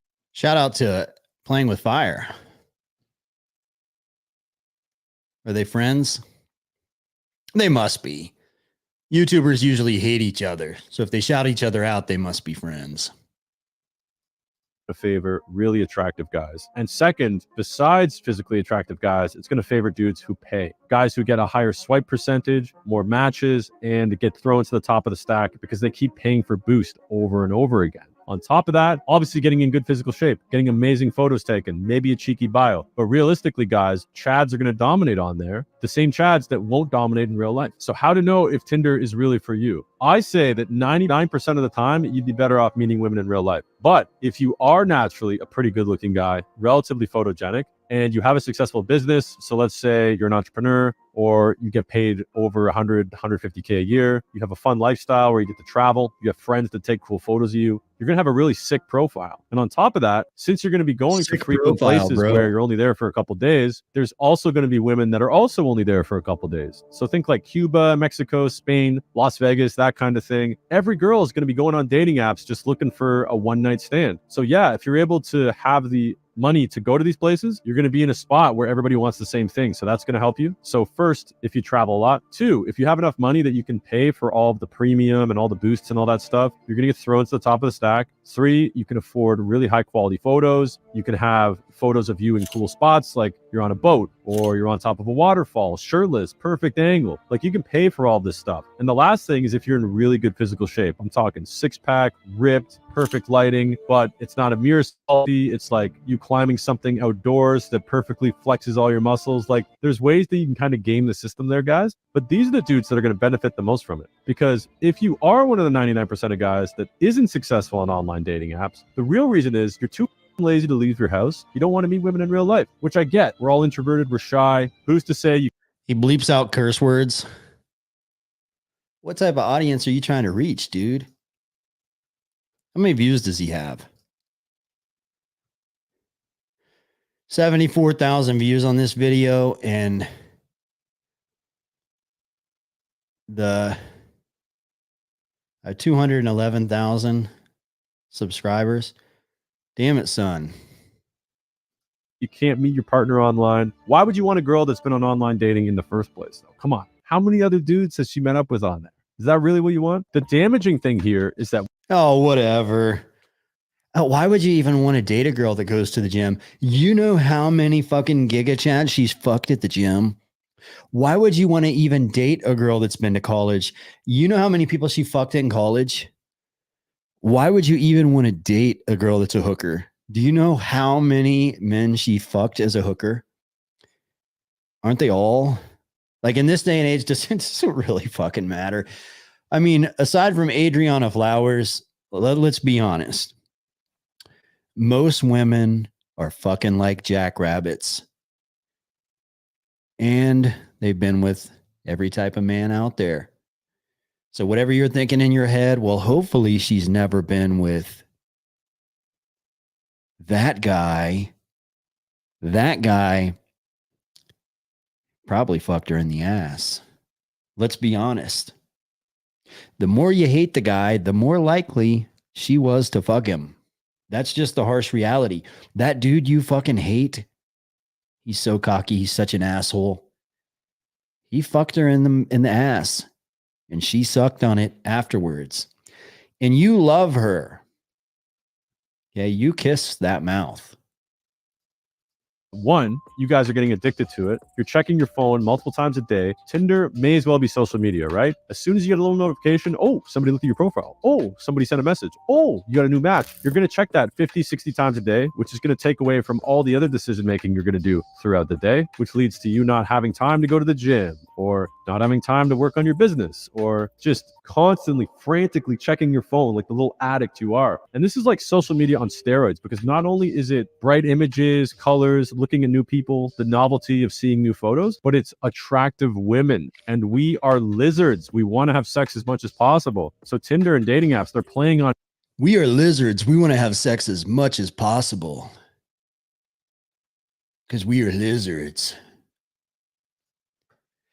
Boy, you don't know shit about lizards. Are you ready for LFA? On both of the things that they know you're addicted to and want every single day. On top of that, they convince you that you need all these premium features, these boosts, and that if you're not getting results, oh, your profile's wrong, bro. You just got to change a couple things here. Just get some super likes, man, then you're good. The reality is they just want to keep you on that app as long as possible to get as much money out of you as possible. Problem is, you're going to go on that app, you're not going to get any results. You're going to think you're ugly. You're going to think you're too short, you're too weird, you're doing something wrong. It's going to destroy your confidence. You're going to be swiping and you're not going to be getting that many matches. And then when you do get a match, you're not going to get a reply and you're going to think, okay, well, in real life, I'm not going to get a reply either. Since that's the only reality that you know, since you don't leave your house and talk to girls, you're just so used to using the dating app, you think that it's always going to be like that. And you think it's going to be like that in real life too. And this severely hurts your confidence. It severely hurts your self-esteem. And it discourages you from meeting women in real life. Because again, why would you put in all that effort when you can just lay on your phone and swipe? And this hurts more men than I think it helps men. I'll say this, back in the day, it was way easier on Tinder. It was way more balanced. But over the last couple of years, oversaturated AF. It's basically like drop shipping and Amazon fulfillment. Cat's out of the bag. Everybody knows about it. And there's also a bunch of bots and all kinds of other programs. And look, I'm not bashing Tinder. Don't sue me, Tinder. I like your business. I think it's genius. I think that dating apps definitely have a space in the market. But the reason I made this video is because so many of you guys are trying to find solutions to the wrong problems. Your problem isn't that your dating profile isn't good enough. Your problem isn't that you're not tall enough. Your problem is that you're taking the path of least resistance. The most easiest, convenient solution to your problem is going on an app. Even the This is like the most simple blue pilled advice. And by blue pilled, I just mean normie.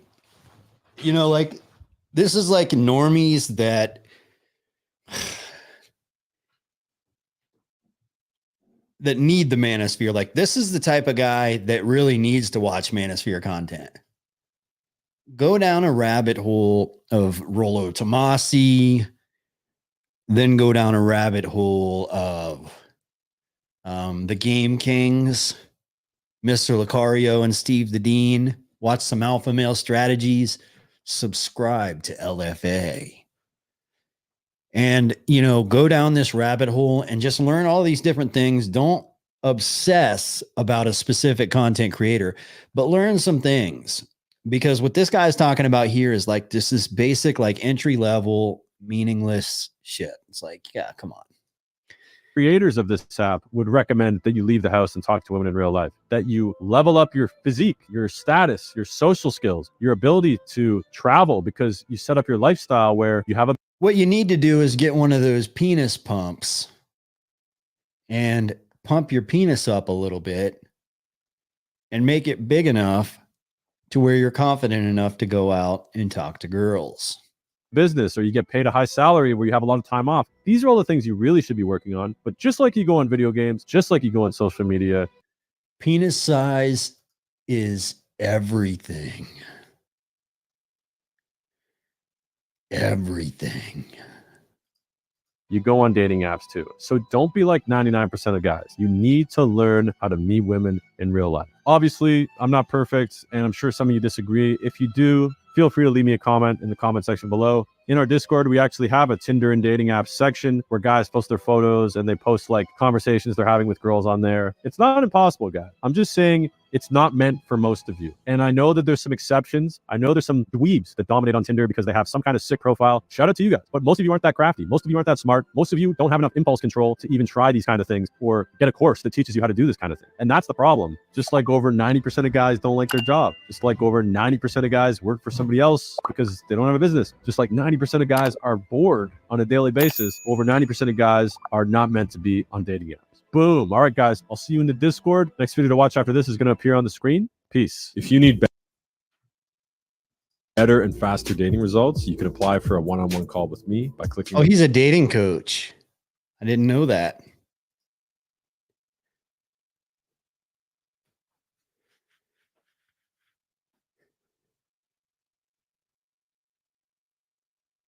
Hang on.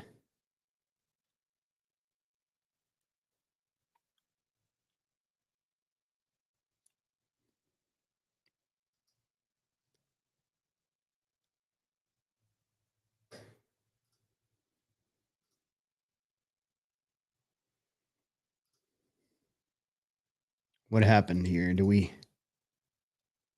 All right, you can't see the link.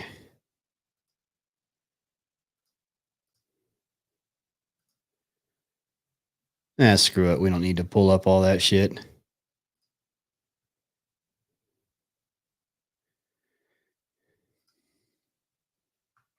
I thought he was like a content creator. Like he reminded me of Philion. Remember Philion? Have you guys ever heard of him? Like, I mean, I guess it's respectable to just be a content creator, but you know, he seems like too much of a content creator to be a dating coach. And there's a reason why I don't sell courses. Like if I were to take like some of the ideas that I've put into YouTube videos and said on the screen and turn them into courses, which people reach out to me all the time. And they're like, hey, we need to make a course. The problem that I have with that is a cookie cutter piece of ideas that are not exclusive to one person's relationship. So each relationship brings on a different set of circumstances. So I don't think you can use like cookie cutter advice in dating for the most part, except for like basic shit that should already be free in YouTube videos anyways. And that's why I don't do it. But dating coaches tend to have programs, like courses that they sell. And it's the equivalent, what I was saying in my last video, and CSS Element and I were talking, it's the equivalent to being a personal trainer in fitness. So you're going to have certain people that will come in and their problem is they're 300 pounds and they need to lose some weight. And you're going to have other people come in and their problem is they're 145 pounds and they need to pack on some muscle. So your strategy towards training and your strategy towards dieting and all of that's going to be totally different. So you can't give people like a cookie cutter meal plan or cookie cutter workout plan. It's got to be fitted to their needs. And dating is the same way. You know, that's why selling courses is usually a scam. Pretty much always. Not always a scam, but a waste of money. You betcha. And yeah, if you guys want to call in, I've got the call-in link pinned up there. At this point, we'll just take on whoever wants to call. You don't even have to have a question. We're far enough into the show.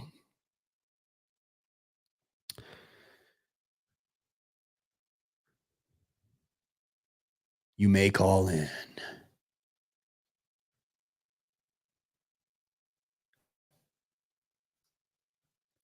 Or you can ask questions in the chat. Type a Q before it or put it in a super chat.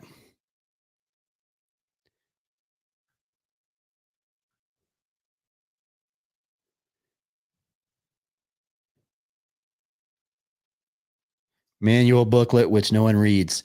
Subscribe now and get my free booklet about how to land and drill 9 out of 10s. 6 days a week. Subscribe now for my free workbook that teaches you how to bang supermodels 6 days a week. 7th day is for the Lord. LFA, do you celebrate Halloween? I might. I'm supposed to go to a different city and hang out with this girl. We're thinking about getting a cabin that week. Not sure. How do people not see the scam of it all? Who knows, man? Who the fuck knows?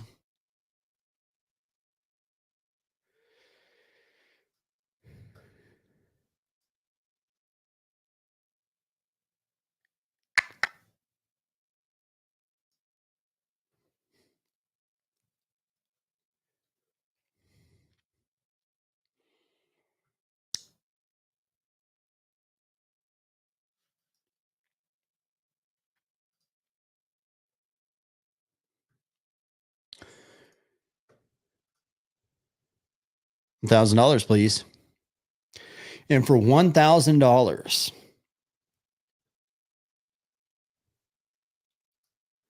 hang on.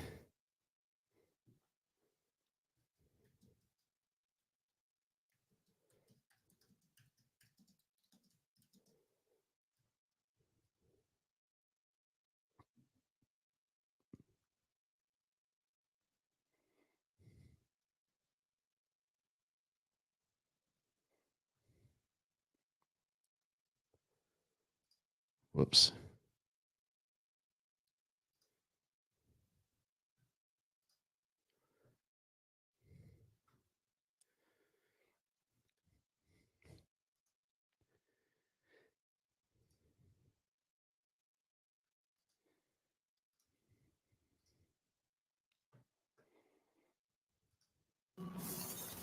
Are you ready to have sex with the girl of your dreams?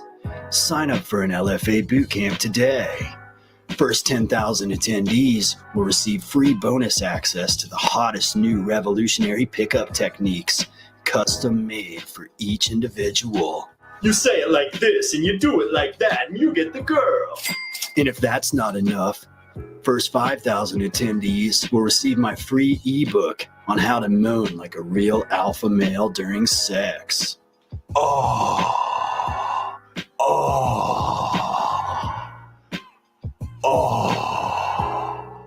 LFA, the dating coach you can trust. Handsome as hell. 16-inch dick. 22-inch dick when I'm pimping. Yeah, those were the days. Hey, Chad, what's up, brother? Hey, LFA, can you hear me?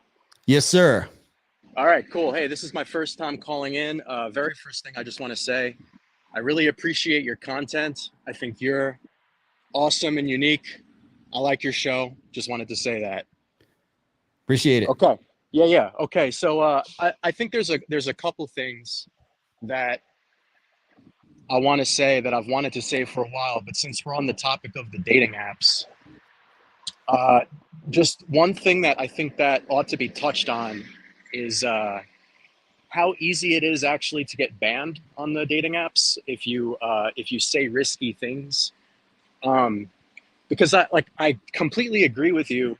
I remember like a couple streams back, you were just telling a story of how when you first got on the dating apps, you would be kind and you would be just exchanging messages in a normal way.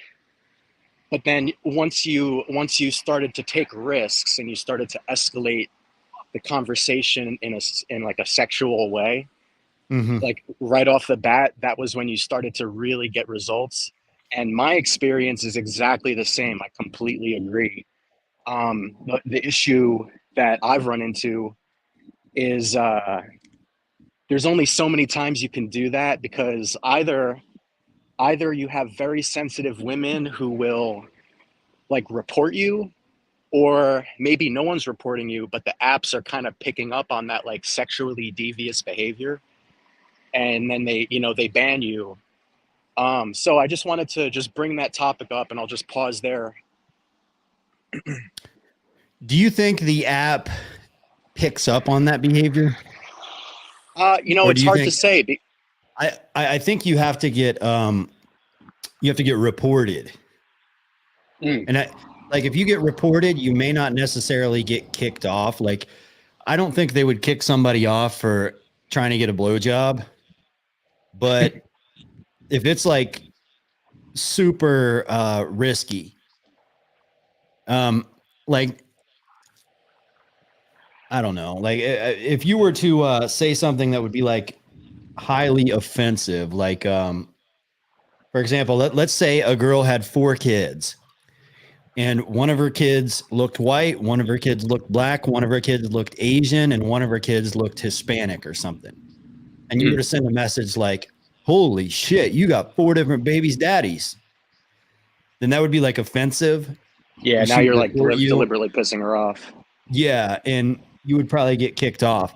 But if you're just like flirting and, saying risky things and being flirtatious, I don't think she'll report you. Yeah. I mean, I suppose it's going to vary per user. It is going to vary based on how attracted to you she is, obviously. Right. Yeah. Yeah. So, yeah. I don't know. I guess I didn't really have another point I wanted to bring up. I just was listening, and I just wanted to, I guess the benefit for me calling in and saying this is to just share the message to the listeners. Just be careful with that, because it is, these apps like Hinge, Bumble, and Tinder.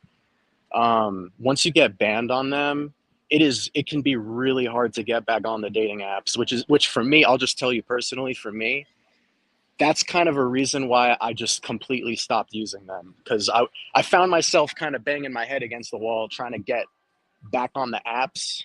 And if anyone has tried to get back on after being hinged, then you probably have experience with how difficult it can be. So for me, that was enough incentive to just throw the whole baby out with the bathwater, and just say, you know what, I'm just gonna approach women in real life, which I could talk about my experience doing that in 2023, because I really made a huge effort to do that. If you want, that's up to you. I'll let you decide if you want me to talk about that. Sure, go ahead. All right, cool. I'll just talk about it a little bit. So I'm in San Diego, California,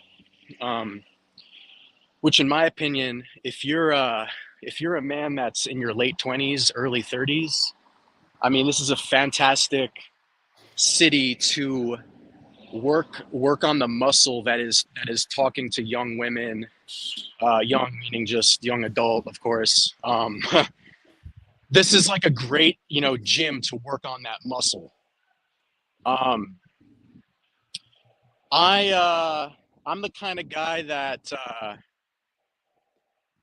I prefer, when I go out on the weekends, I'm the kind of guy that prefers to just do it by myself.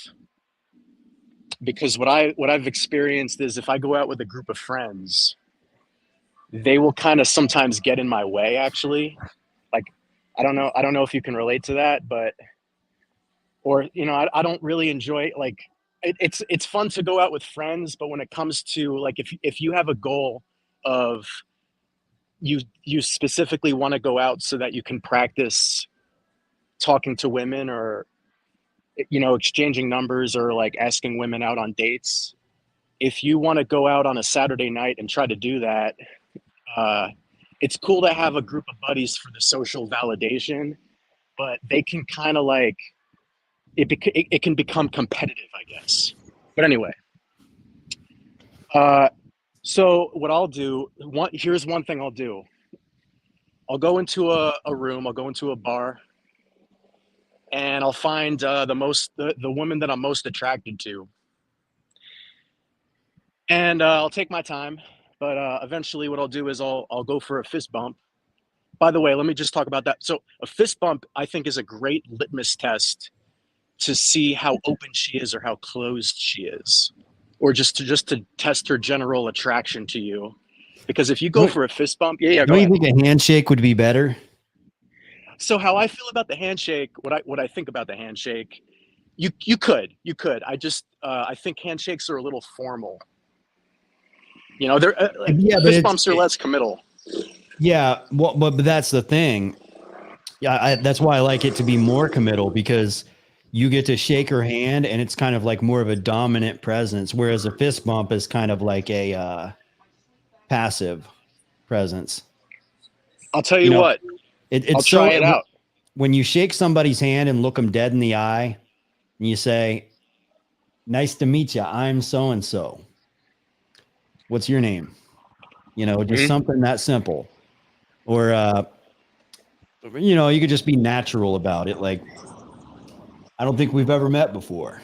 My name is LFA. What's your name? Something like, but you're shaking her hand and looking her in the eye, and it's just a strong presence. It's not weird. It's not creepy. It's not try hardish. And it is formal. And I think it's a way to make you kind of stand out. Like most guys are being like pickup artist-ish, and you're being like kind of like you're just being perceived as authentic and confident enough to not have to try hard, to just be normal. I'll tell you what, it's a subtle difference, but I'm going to make the switch this weekend, and I'm going to make sure that all my approaches are leading with that handshake. And because I look at all of this as collecting data. Every weekend I'm just collecting data, and I'm seeing what works best for me. So yeah, I'm going to do that. But yeah, of course, eye contact. So yeah, I'll open it up with something easy and natural, just like, "Hey," and she'll say hey back, and just from her response there, I'll see how open and interested she is back. And then I'll say something like, "Miss, I got to tell you something." So now I'm kind of like arousing her curiosity. Ooh, what could this be? So then she's like, "Yeah, go ahead." Or, "What's that?" And then I'll go, "I just got to say, I think you're really beautiful, and I want to take you on a date." Or something like that. Yeah. Or, "I want to ask you out on a date." So what I'm doing there is I'm telling her what my intentions are. Because a lot of times women are approached and what they're questioning the whole time is, what is this man's intentions? Right? Like if you ask a woman for her number, she doesn't know what your intentions are, which can kind of cause her to feel a little icky. But when you say to her, "I want to ask you out on a date," now she can kind of relax, because that's more of a gentleman. That's more of a romantic invitation. Yeah.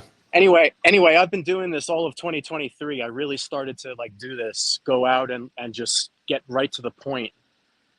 This is only like 60 seconds of interacting with a woman straight after meeting her. It's a cold approach. And I'll get a lot of numbers in one night. I'll get like 20 numbers. Now, how many of those numbers will actually turn into an actual date? That's a different conversation, and maybe that'll be a future phone call, because I realize I've been on the call for a while now. But this is, like I said, it's like a muscle. You gotta the only way you're gonna get better at doing this is you gotta go out and you gotta just do it. You gotta start, and the first couple times you do it are gonna be awkward and cringy. And it's about finding your rhythm. Yeah, rhythm. When you have your rhythm, you have momentum and you're in a groove, women are so easy, because literally, and I say this all the time, I guess I never called myself a pickup artist, but in the days when I kind of lived a pickup artist lifestyle, when, in like my early 20s, let's say, me and my friends would go out and we would go to like real hardcore clubs where girls are, booty shaking and, just real provocative, skimpy little outfits they were wearing, and everybody's getting drunk and everybody's trying to fuck. And times were different back in like 2005, by the way, 2006, 2007, different world back then. People weren't like socially autistic and hooked to their phones the way they are now. It was just a different world. People were social, but we would talk to women. Nobody knew what the term cold approach was back then. We never used that term. You would just see women that you're attracted to and you would talk to them. And it was just as simple as that. It wasn't a cold approach. It was just like, that's what you do. You're attracted to women, you fucking talk to them. And we would do that. And, some women would be into us. Sometimes I would hit it off with a woman. And it's like, this is my fucking lucky night. Every woman I'm talking to wants to fuck me. And then we would have nights when it's like, damn, man, I keep striking out. But it was fun because I would go back to my friends and I'd be like, man, they'd be like, how'd it go? Be like, that fucking bitch. She told me I was fucking ugly. And she said she had a boyfriend. And my friends would be like, well, you are, and it was just like a big joke. I'd be like, nah, she must be a lesbian. I don't know. And it was just like a good time that we were having, nobody cared. There was never a, we didn't get down about getting rejected. It was funny. Yeah, of course. Like it was completely like there was no, the outcome didn't matter. Like, I mean, it mattered. It shouldn't matter. Yeah. I mean, if it does matter in sense of when you're hooking up with hot chicks, it's a good time. And when you go home alone, it's not a good time. But typically it's not an issue of going home. It's an issue of, are you going to go home with the hot chick that you want to go home with? Or is it going to be some mid chick that you're just going to face fuck and never call again? But it was still a good time regardless. Right. Right. Check this out. Yeah. When I go out, for me, when I go out, the win is just having the balls to do it. Having the balls to talk to the women I'm most interested in. Yeah. So I agree with that. And for guys out there that don't have the balls, they definitely need to work on that and prioritize that. But I think you have to get to a stage where it's not about having balls. It's about, I'm having a good time doing this. So, it's so strange that people will pay $500 to jump out of an airplane with a parachute. And they want to jump out of the airplane because it's fucking scary. It's so scary. It's a fucking rush. It's an adrenaline rush. And they'll pay $500 to do that. Me personally, I'd probably pay $500 to stay on the fucking plane. If they're like, well, you got to jump out, I'd be like, fuck you. I'll pay you $500 and you let me fucking stay on it until it lands. How's that? But when you're talking to women, it's not supposed to be a thrill. It's not supposed to be an adrenaline rush. It's just supposed to be like, I'm a fucking dude full of testosterone. I had a few drinks in me. I'm thinking with my dick. And yeah, what we want to do here is talk to girls and have sex with girls. It shouldn't be a high pressure situation. And I think when you have that mindset and it becomes fun, you actually begin to become the guy that women want to be around and women want to have sex with. Because what's it say about you if you're stiff, uncomfortable, and afraid to talk to a woman? You're afraid to ask her to dance. There's a song playing. She wants to dance. You're afraid to dance. You're afraid to say that risky thing and, say something sexual. What does that say? What's that tell her? What's that communicate? What's that sub-communicate, I should say, to her about how you are in the bedroom and how you are as a boyfriend? You're lame. You're all of the things that the Giga Chad that fucks the shit out of her and blows her back out and pulls her hair and chokes her and puts her in the fucking swing and makes her squirt. All the shit that guy does, you're incapable of doing because you can't even fucking approach her and talk to her. So well said. Yeah, guys have to overcome that and exude that confident energy that women want to be around, and when they do that, that's the biggest thing. Well said. Hey, I'm gonna let other people have the opportunity to come on. I know it took a lot of time. Thanks for having me on LFA. Cool. Thanks for calling in. Yeah. All right. All right. Scuba diver, you're next. First, let's put a message from our sponsors. We'll be back in less than a minute and a half. Fresh baked bread, piled with extra lean, juicy ham. Oven roasted turkey breast, topped with a classic taste of... Pardon me, would you have any Grey Poupon? But of course. Introducing Subway's new Turkey and Ham Dijon. Turkey, ham, and the great taste of Grey Poupon mustard, now for a limited time on your choice of rolls. At Subway, the place where fresh is the taste. One of the ways Ryder makes your move easier is by renting trucks with automatic transmission. Because moving doesn't have to be an uphill battle. Ryder, we're there when you need us.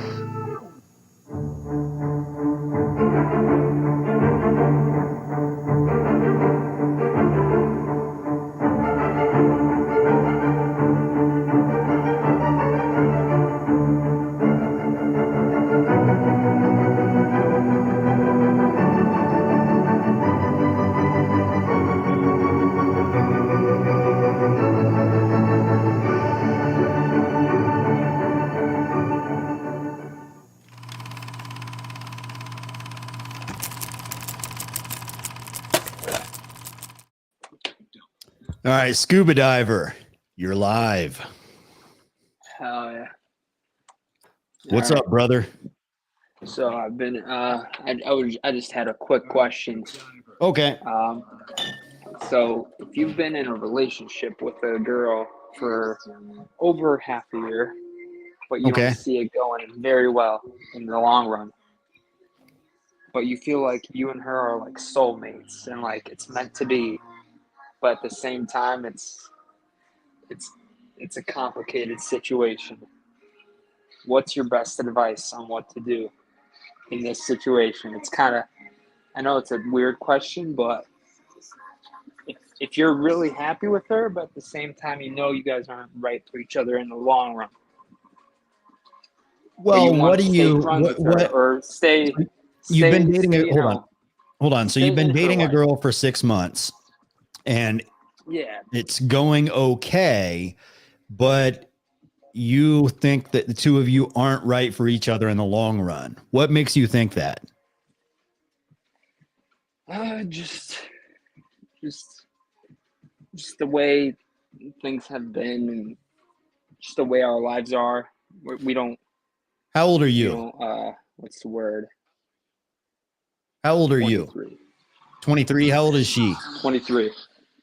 You're both 23. 25.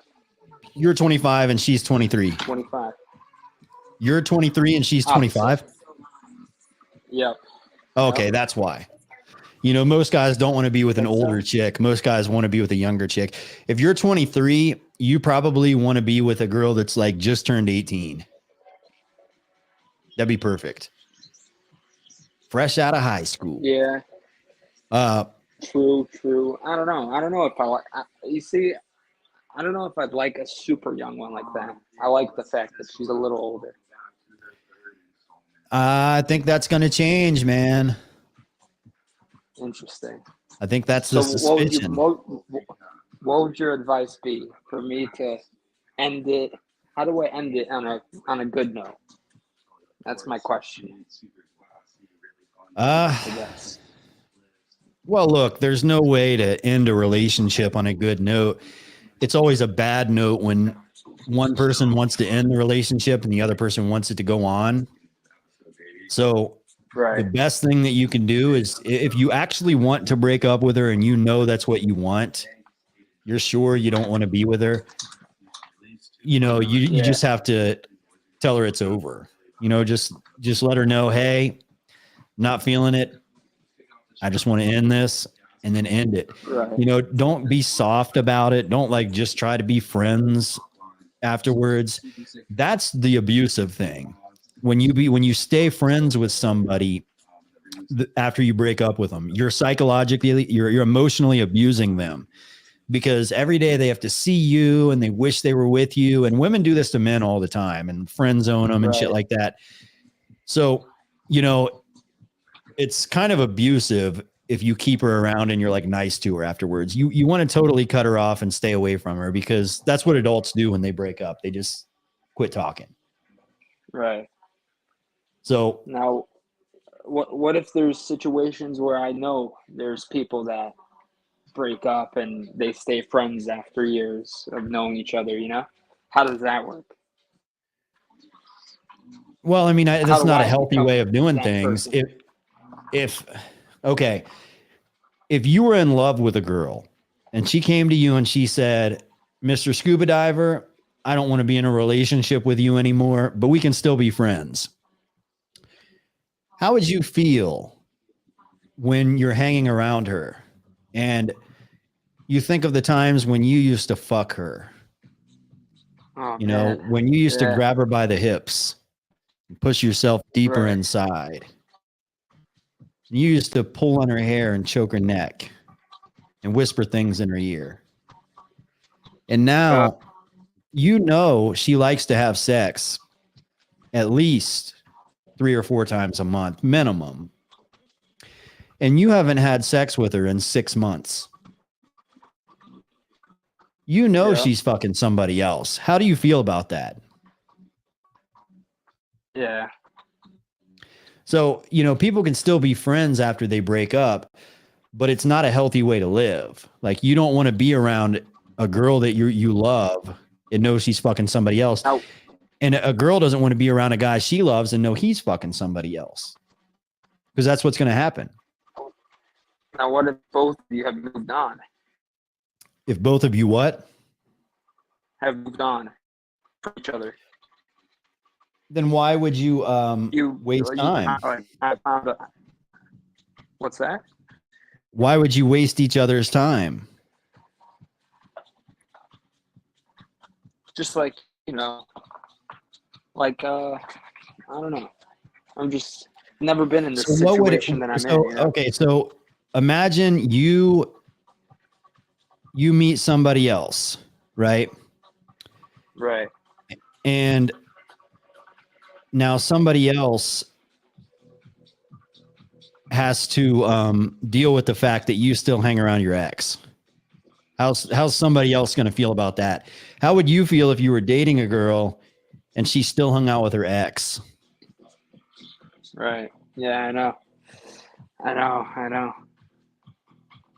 So the best thing to do when you break up is just to cut off all contact. That's the adult thing to do. Yeah. It's tough, man. It's tough. It's like I'm at that point where it's like I don't want to, but if it happens, it won't hurt a lot. Yeah. You ever been there? Like, I'm sure you have. Yeah. Yeah. You know, I've went through breakups that I kind of didn't want to do. I kind of regretted doing. But I knew we should break up, so we broke up. And, you know, it's tough. Right. It's kind of like selling a car that's still in good shape.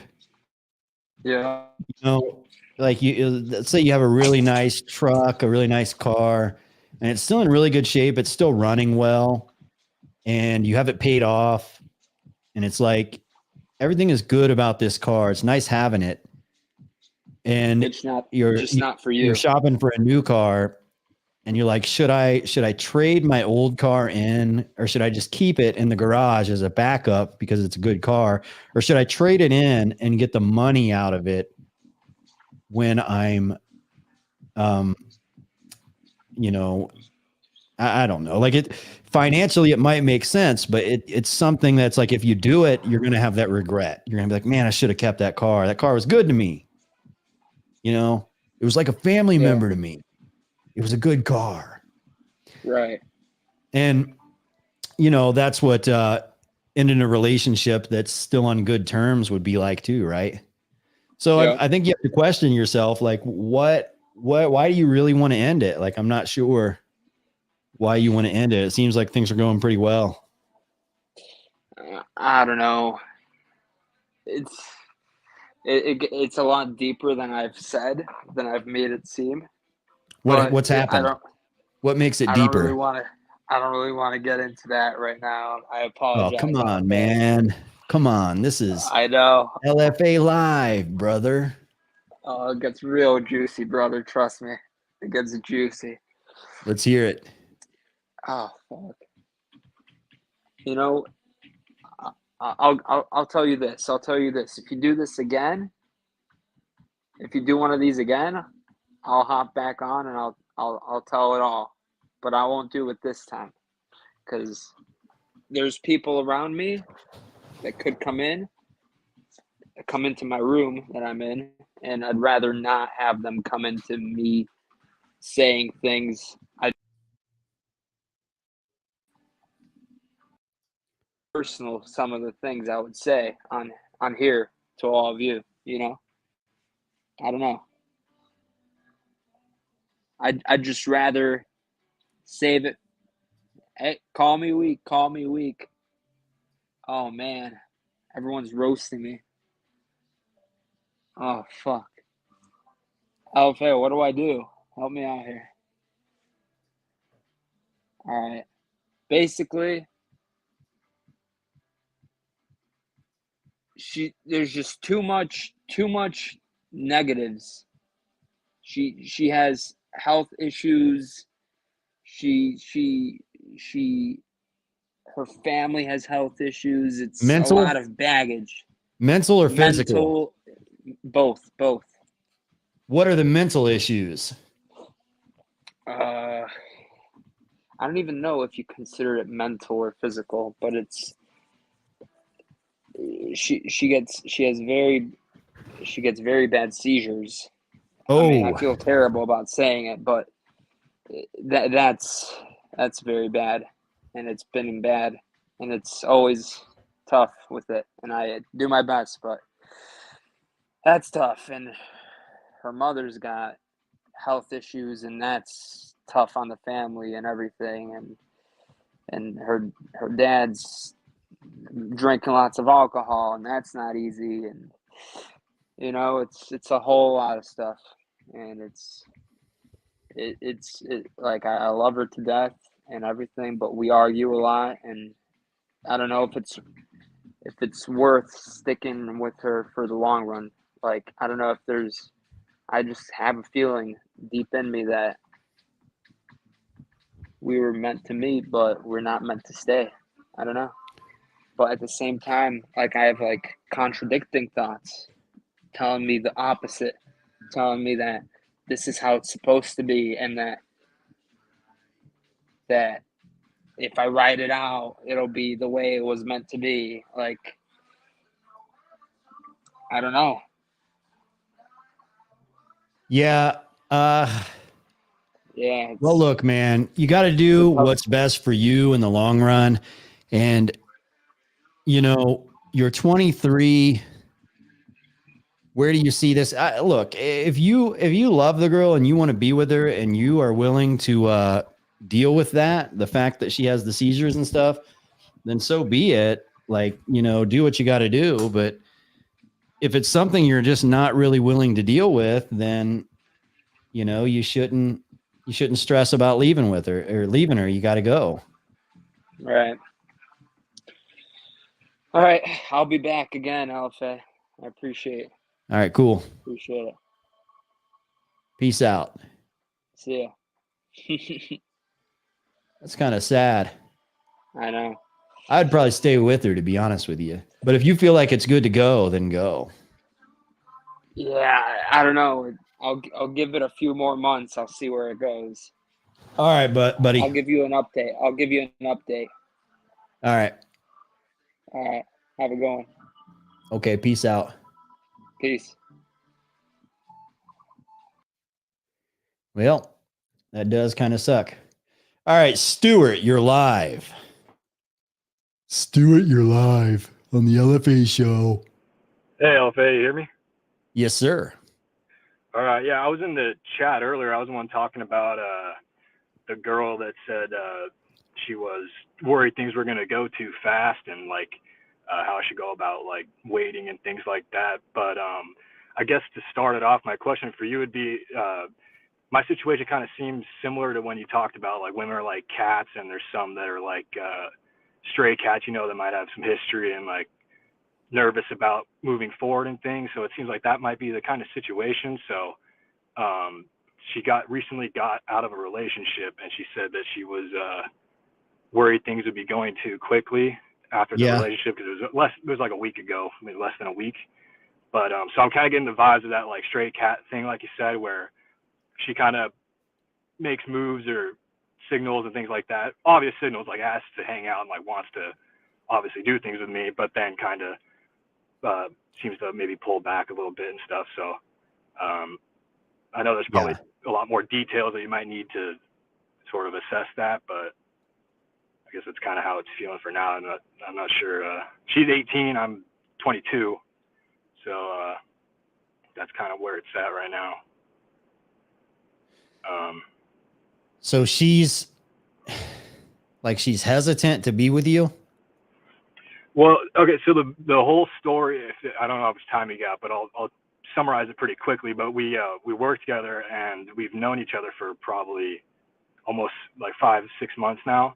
And so we've kind of had the relationship where, like you said, maybe it's like the work husband type thing. Like we flirt a little bit, and like we get along really well, but nothing's ever happened since she's had a boyfriend and stuff. But so right before, when she's been having trouble with her boyfriend and stuff, she started talking to me a lot more, and then I guess he left her, and then we started talking like a ton, and we've been talking like every day since that happened. But so she's like asked, like she said, like, hey, come hang out with me, or like come see me and stuff, and it'd be like at nighttime, but then she'd kind of always flake off, and be like, oh, I'm too tired, or maybe not tonight actually, and things like that. And then eventually she said like, oh, I'm just nervous to hang out with you because I don't want it to go too fast since I just got out of a relationship. So like, how old are you? She's been the one to engage in this. How old am I? Yeah. I'm 22. You're 22. How old is she? She is 18. Okay. So you were her work boyfriend when she was with an alpha that she wanted to be with, but he wasn't giving her the emotional support that she needed. So she was getting emotional support from you while she was in a sexual relationship with him, correct? Possibly. It was kind of, no possibly about it. Hold on. we're just getting to the facts. We don't need to explain. We're just going to break this one open as quickly as we can. Yeah. So that's how it started. You were the emotional support when her boyfriend wasn't giving her the emotional fulfillment that she wanted. So, by the way, women cheat emotionally sometimes, women cheat sexually sometimes. Both can destroy a relationship, right? So she was cheating on him emotionally, but at the same time, you got to view yourself as what it is and view it from an honest perspective and say, you were kind of being the emotional tampon when she was going through a hard time. And I don't mean that in a bad way. It's just the truth. So then he left her, right? Yeah, that's right. So he broke up with her. She's sad, and she needs emotional support. She's a wreck. She needs somebody to be there with her. And how are you responding in this situation? Because you obviously like her and you're talking about her right now. Have you ever had sex with her? No, I have not. I mean, like I said, about the like work boyfriend thing, we don't work a lot together, but like, that's just when I've seen her. So okay. I mean, it's not like I'm always there for her, like support wise, but like. So she's single now, and she has all the freedom in the world to fuck whoever she wants and date whoever she wants, but she's not fucking you and she's not dating you, right? Yeah, so far. Yep. Okay. So what is the most risky sexual thing you've ever said to her? Pretty, I mean, like, honestly, there was one time I think she was drunk, but we were like just flirting, joke texting and stuff. And like, she was like, oh, I got a surprise for you. Like maybe blah, blah. We had like a plan to go on a date, and she was like, oh, I got a surprise for you Monday night or something. I was like, oh, I'm looking forward to it. Like, just like dumb texting, like dirty stuff, not anything like in person, like or anything like that. Yeah. I think what you should do is send something confident and sexual to her, or you can text it to her. You can say it to her. Whatever you want, but it has to be something risky to let her know. Because, okay, right now, I want you to think of it like this. I wish I had a piece of paper and a pencil. So let's say over here, we'll go over here, you have creepy. Okay. Yeah. Right here, you have friend zone. Right here, you have attractive relationship, maybe. And over here, you have exciting, hot stud that fucks the shit out of her, right? Where are you at right now? If we have those four categories. I would say probably closer to the second to last. I'm not like friend zoned at all. Like we talk about like liking each other and like joke about like flirt a lot about like sex. I mean, a few times about like sexual things and things like that. But like I could go up to her and like probably make like a sexual joke and something. It wouldn't be weird at all. We're not in like a weird area at all. So I mean, that could be one of my options is just to do something like that, like you said. So I don't think that would be that out of place, really. Okay. So maybe I'm a different kind of animal, but women that are in my phone, even if we're just friends, just strictly friends, I will send shit to them. Like I'll say things like, I'm going to make you get on your knees and kiss my dick. Just something weird like that, right? And I send it just because I want them to understand who they're dealing with. You know what I mean? There is zero chance of me being in the friend zone. Zero chance. Gotcha. And their response in some cases will be like, oh, I'm going to sit there like a good little girl and I'm going to look up at you and I'm going to, and I'm going to follow your rules. Some of them will say shit like that. Some of them will get excited and start talking dirty back. Some of them will be like, oof, what the fuck? Either way, I said it and I'm not taking it back. It's already been said. So in your situation, the reason why you haven't said something like that or done anything like that is because you are afraid of losing her. And that's the difference. So I would rather lose her than be stuck in this fucking weird in between zone where I'm confused. And I'm not sure what's going on here. I'm not sure if she wants to fuck me. I'm not sure if I'm a rebound. I'm not sure if she misses her ex-boyfriend. I don't know. And I don't want to be in that zone. So I'm going to say something. I would have told, I feel like I would have already like said something like that, but what threw me off was the text that like, I'm recently out of a relationship. So like, can we just like slow it down for now? So like, that was like, I guess that's what's kind of holding me back from like going straight to like a sexual thing. So like, what she's doing is claiming full power, and that's fine. Yeah, that's what I was thinking. That is totally fine. She can have all the power she wants to have in her own little world of her own life, of her own sexuality, of her own relationships. She's in complete control of all that. I'm okay with that. But if I were you, I would not be okay with her having complete control over my sex life, over my relationships, over my emotions. So that's why I would do something to either get my way or get the fuck out. Because no man is ever going to be happy. You are going to be miserable. And you may say, well, no, I'm not miserable because we get along. She's nice. I really enjoy her. I like her. She's kind. She's sweet. But you're forgetting about all the times when you're left out of the loop and you're not sure. And you're thinking, does she want to be with her ex? Why is she pulling back? Why doesn't she want to be with me? So you feel good at times when you're like, okay, she's giving me little breadcrumbs. but then you're miserable in the other times. And that's because you've given her all the power over your emotions and your sexuality. So I would at least claim power of my own sexuality. Maybe I don't fuck her, but I'm going to let her know I fuck. And if it's not you, I still fuck. And you know, that might sound bad, but you know, I'm all about treating women good, treating women great, making them feel like they're special. They're the only girl in the world. I'm all for that. If I know for a fact that I'm that guy, you know what I mean?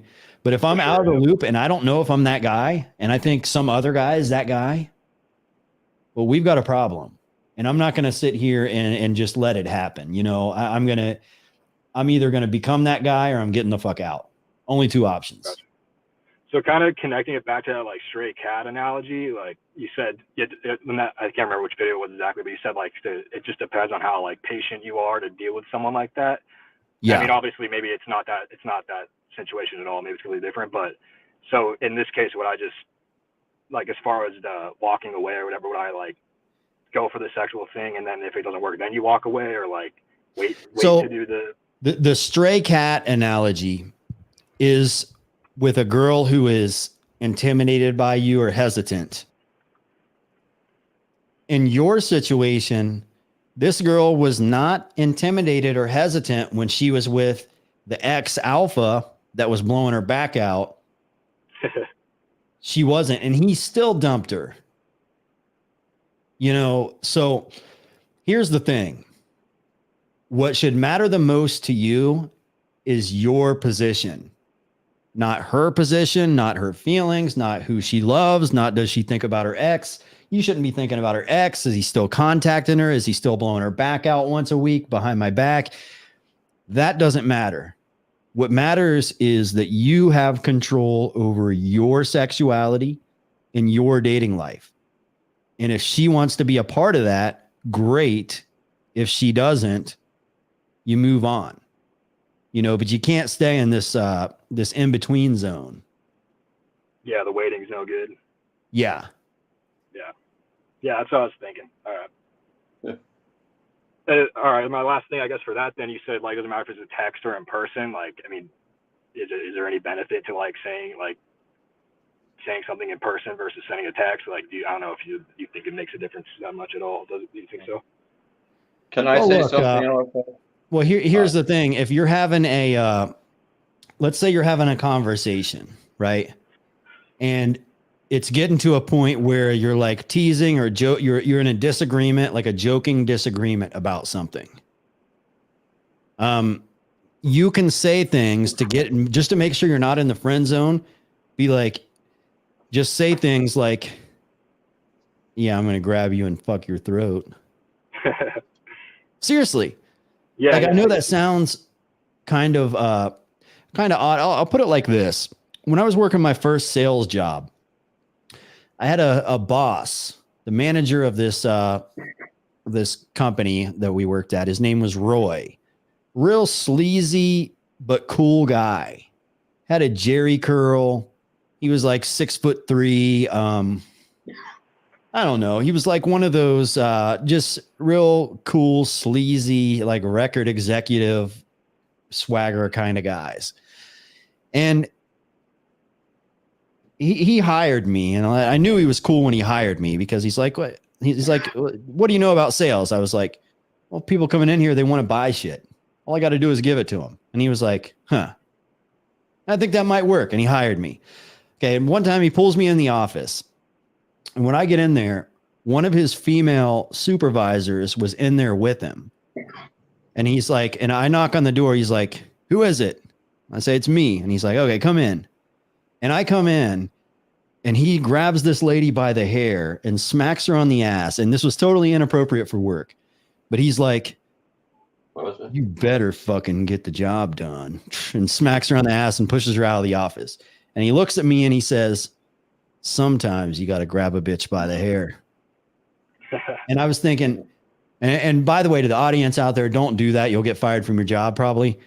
But that was just a situation where it was like, And I watched her walk out, and the smile on her face, she felt sexy because he did that.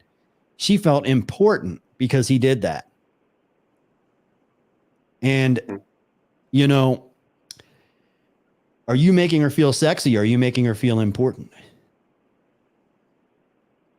Or, yeah, that's a good point. Yep.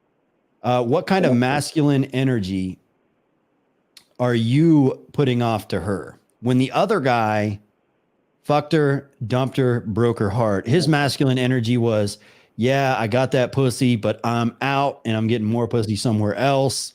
So it's like this super hardcore action hero masculine energy that he has. Kind of an asshole. But can I interject something when you're done? yeah, but your masculine energy is, don't worry, baby, I'll always be here for you, waiting for you. Whenever you're ready, baby, I'll be right here. I will be right here, baby. I don't know if I've been that way. I'm saying, yeah, I'm being a bit hyperbolic, but it's the truth. That's where you're at. So in terms of getting her pussy wet, look at what the other guy did. He's kind of an asshole. He fucked her. He left her. He wasn't there for her emotionally. He was unavailable. And I'm not saying that you should be that way to a woman. You should be there for her. You should be available for her. You should have a good relationship with her. But that's only if you're that guy. Like, what she wants is for the ex to be emotionally available like you are. And then she wants to fuck him. Ooh. But in your situation, you're being emotionally available for her and she wants to fuck him. You see what I'm saying? You got to break that chain of action. You have to either become the guy she's fucking or completely revoke all emotional benefits. Anyways, Carrie has something he wants to say to you as well. Go ahead, Carrie. Yeah. Hi, guys. Hey, everybody. Here's what I'm saying. Here's what it boils down to. And hey, I'm guilty of it when I was younger on occasion. I think every guy at some point has, maybe not you, LFA, but here's what happens. Guys, listen up. Like with me, I'll let women know. I mean, if I'm interested in a woman, I don't want her to. First of all, who are you fooling, guys? Think about it. Any woman, if she's 18 or over, or even 15, I mean, forget that. But I'm just saying 18 or over, all these women know that if you're trying to be friends with them, what are they thinking? Unless you're gay, you probably want to go out with them or bang them or something. So by you befriending these women and not making your intentions somewhat clear, and you don't have to come right out. It's a fine line, obviously. You want, each situation's different, but you got to throw some sexual innuendos out there. I'll tell you why. These women know. Here's what happens. If you don't say anything and you play the gay friend and never show that you're interested in them, either as a long-term or short-term or whatever, then what happens is they know deep down that's what you know what? You're kind of deceiving these women and you don't have the balls to say anything to them. Not you in particular, caller, but these guys that do this. And I've been guilty of it in the past. And the women know. They just, and here's why you don't, LFA, here's why these guys don't say anything. You know why? They're afraid. Well, it's a couple of reasons. They don't, here's why. Let's say I was one of those guys and I really like a chick. The reason I don't want to make my intentions clear is because, well, I do, but let's say I'm going to put you in the mindset of a guy that doesn't want, I'll tell you why. He's afraid that she's going to say, no guy wants to hear this. No, I just like you as a friend. I'm not interested in you that way. So that's why these guys are afraid to hear those words. And then they're afraid to figure out how are they going to deal with that after they hear those words. See what I'm saying? So, and it's just, you know what? They're better off just coming flat out and telling these women, or at least hinting around, it's just a fine line, but they have to get it out there because the women, A, the women know, B, they come across like pussies, C, they're wasting their time. And here's the most important reason, guys, D. Let me tell you why D is the most important, LFA, and this gentleman on the phone. D is this. Here's D. D is if you let the woman know that, yeah, I'm interested in you on some level, on a deeper relationship. It's going to be sexual, not just a friendship. What happens is this. Here's why it's good to put that out there. once you do put that out there, and then the woman knows, okay, that's his intentions. He likes me as a friend, but he wants to get me to know me as a better friend, blah, blah, blah. And you're truthful, you know, you don't have to put it that way. I mean, if you know how to play it. What happens is then the ball is kind of in the woman's court in a sense, where at that point she can say, okay, he likes me that way. I'll develop a relationship with him that way. Or she can, like in this guy's case, what's happening here is it sounds like, I can use the word prick, can't I? I think this guy's being prick teased. I think he's just being teased by this chick. I think this chick is probably, here's what's happening in this guy's case. I'm speculating. I think the ex-boyfriend, the old boyfriend who she has feelings for, is blowing her back out, but he's unemotionally unavailable, whatever. So this dude is basically the emotional tampon where she's got some emotional, and you know what? I don't like chicks that do that. It's younger chicks who do that usually, where they break it. They try to categorize it. You know what I'm saying? So here's what's happening is he needs to. I personally think she's a prick. I think she's just leading him on and prick teasing him. She's just using him for attention because the guy she's fucking is not giving her attention. So this guy's being used for attention, and he either needs to make his intentions known that he wants to get in her panties, and she knows it anyway. If she pretends she doesn't know, she's fucking stupid.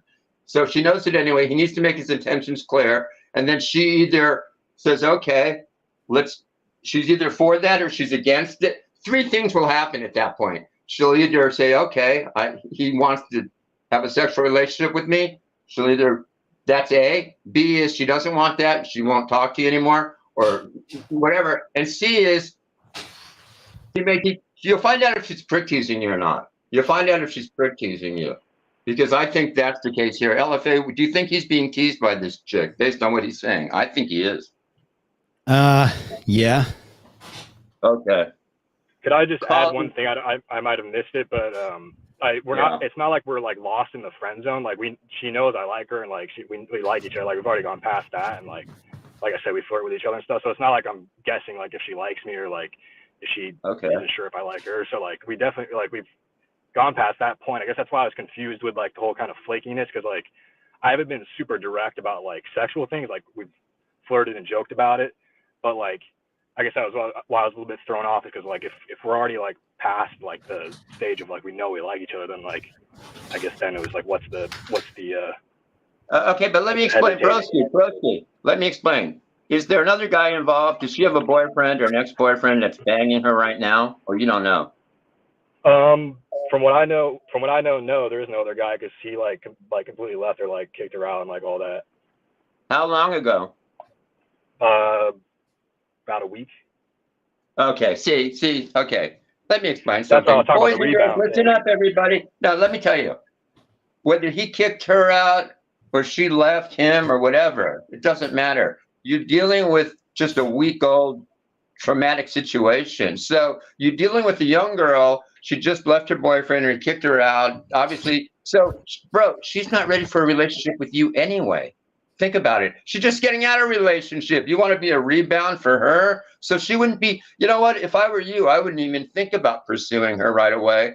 And if you were smart, you would friend zone her fucking ass. What are you thinking? She's going to friend zone you? I'm going to be friend zoned by her. Dude, she just left the boyfriend and you're ready to stick your penis inside of her, knowing that you could get pussy whipped. You're the type of guy that could get pussy whipped real easy. Then she goes back to the ex-boyfriend and you're going to be sobbing all day long, knowing that you're pussy whipped now and she's back with the ex. What you should do, you shouldn't even be thinking about getting in her pants or any of that. At this point, she's too look, you would at best, you would be a rebound and she'd forget the other guy. At worst, she'd fuck you, pussy with you, and go back to the other guy. You're not ready for a relationship with her. You know what I would tell her? You know what I would send her?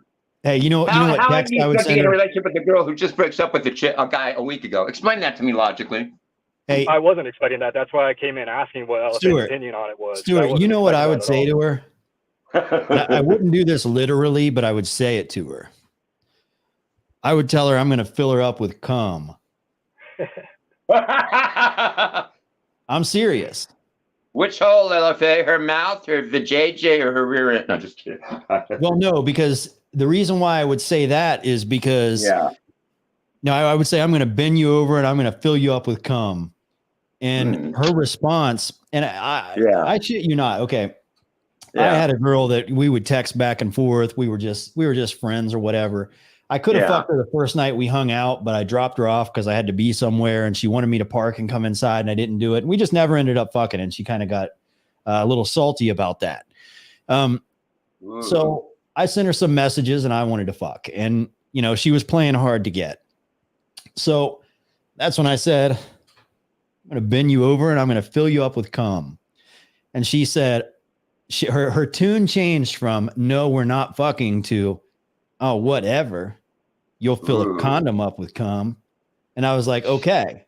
So now I'm fucking her with a condom. But that's much better than me not fucking her, right? So what she did was showed me her cards in that situation. So I knew she was playing hard to get it this time because she just told me, yeah, sure, you can fuck with a condom, but I don't want to get pregnant just yet. So I knew at that point, okay, I'm not in the friend zone. She's playing a game, right? But I had to send that risky text in order to get that to happen. You know, if you never do that, you can always be that emotional tampon. That's not what you want to be. You don't want to be in that area. Yeah, that's why I've been kind of distant because I'm like, the whole time I was like, she just got broken up with, so the relationship doesn't really sound right.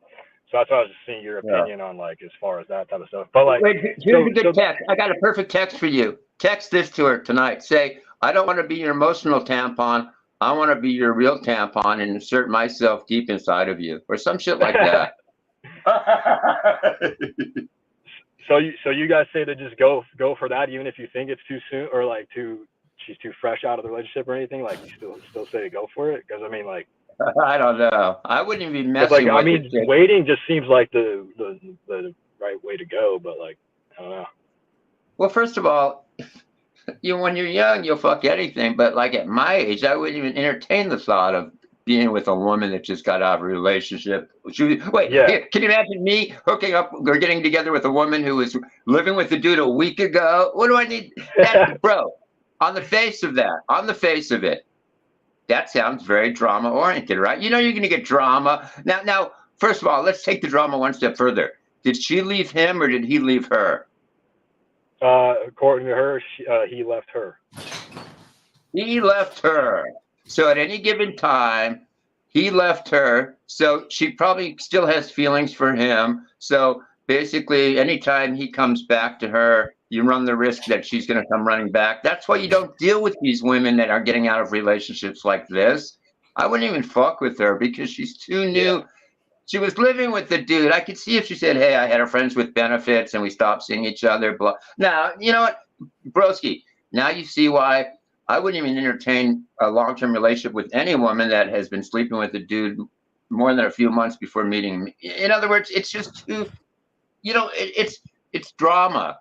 LFA, don't you think it's drama what this guy's going through? She was living with the dude a week ago and he dumped her. I can envision him, even if she said to this guy, I'll sleep with you tomorrow, blow you. As soon as he busts a nut inside of her, broski, Stuart, you would be pussy whipped. And if she goes back to the other guy, now you're heartbroken, right? Which I could handle. Yeah, I mean, it makes sense. I mean, she talked about leaving him like before that, like when we used to talk and stuff. Like she said, that it wasn't. But she never did. She was going to leave him, but like, you know, who knows what's actually going on. It's seriously, this chick at best is someone I would meet at a like you know who fucks women like this? I'll tell you, guys. Like, let's say she's in a bar a week from now. It's a guy that just meets her. She's just only good for a one-night stand. She's not really good. I mean, I'll tell you why she's good for a one-night stand. Because at this point in her life, you don't want to deal with a guy who just pumps and dumps her. Doesn't have to deal with her drama. Doesn't even have to know her fucking name.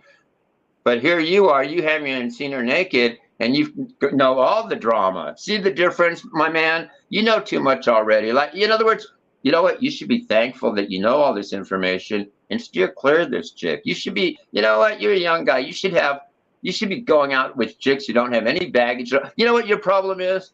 You're dealing with a chick who's young And it sounds like she's got more baggage than a lot of women over 40 who have never been married or lived with a dude. I'm telling you, this chick's got too much baggage for a young girl. She's already been traumatized by the ex-boyfriend.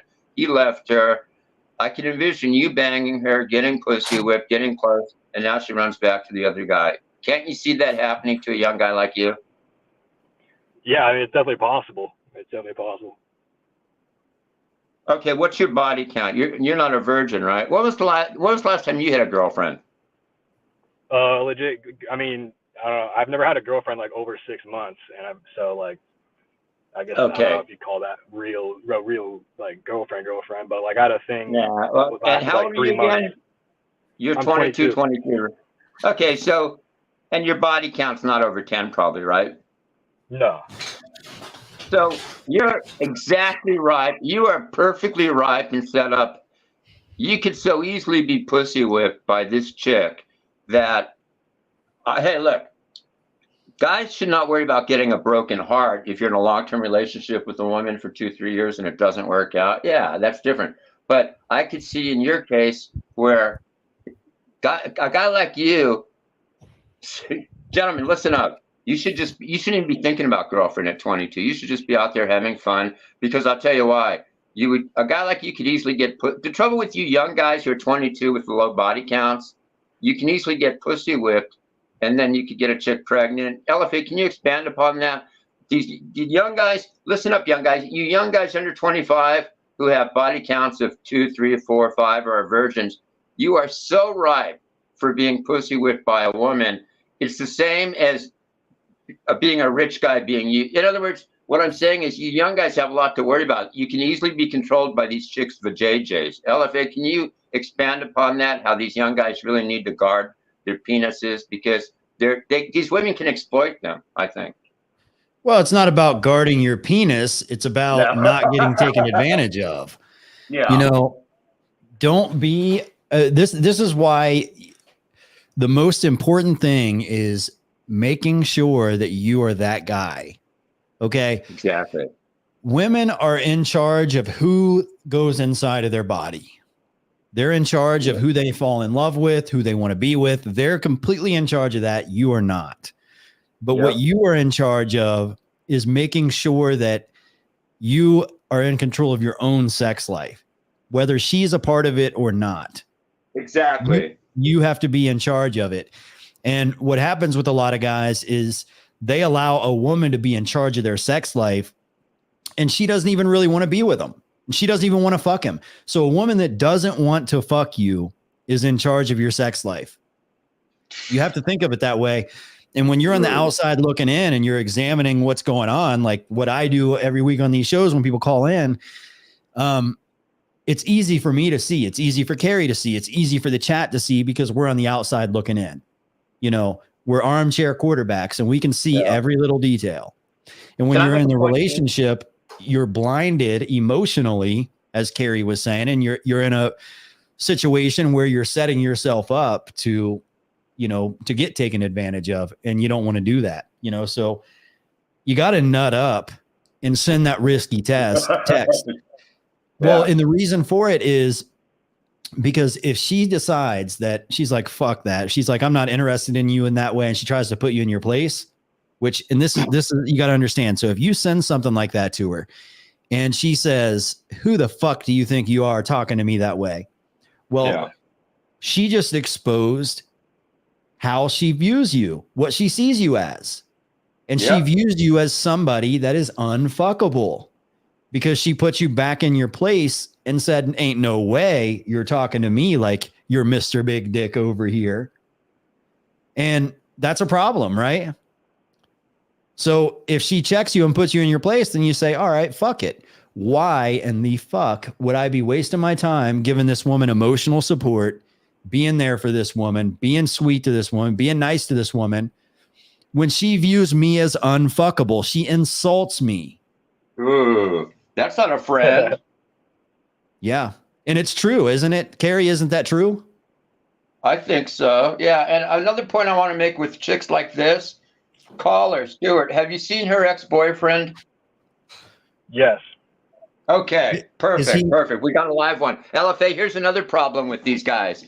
A lot of these guys, I'm not saying Stuart is, but a lot of these guys, I'll use him as an example though.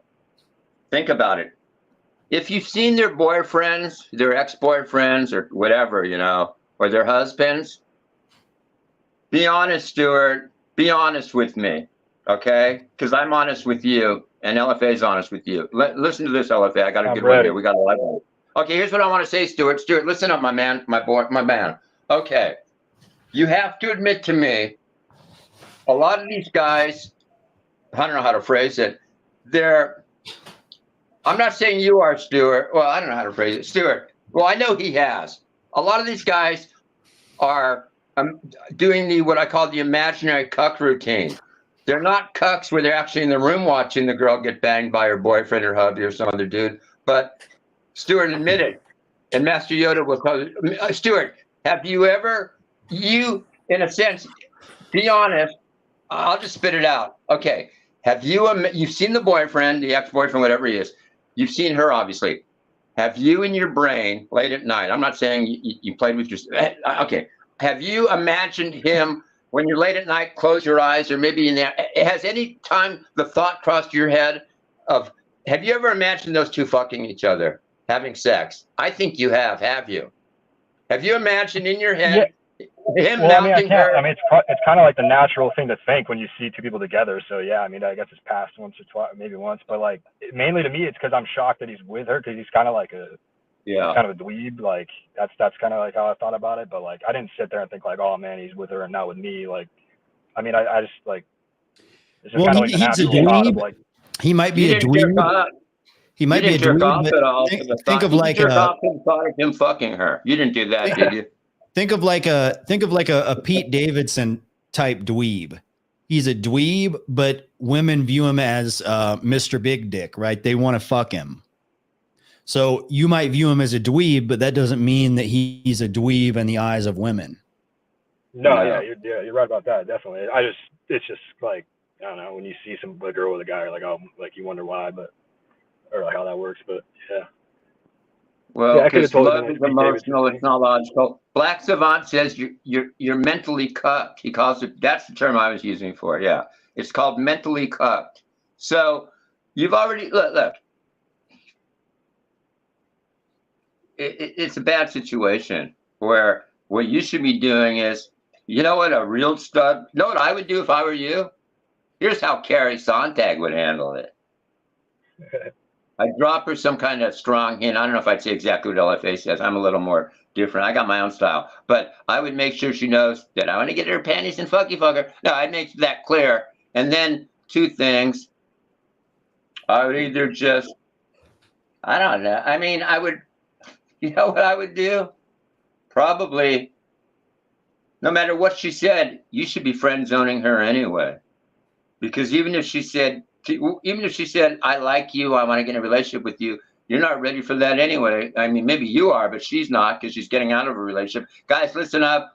I'm telling you, it's going to happen more with women than guys because women you're going to find more women. It's just going to happen. Guys, you don't want to get involved with these chicks that were living with a dude a week ago or a month ago even. Why? Because either you're the rebound dude or it's just bad news, too much drama. You want to, you know what? And ladies, listen up, ladies.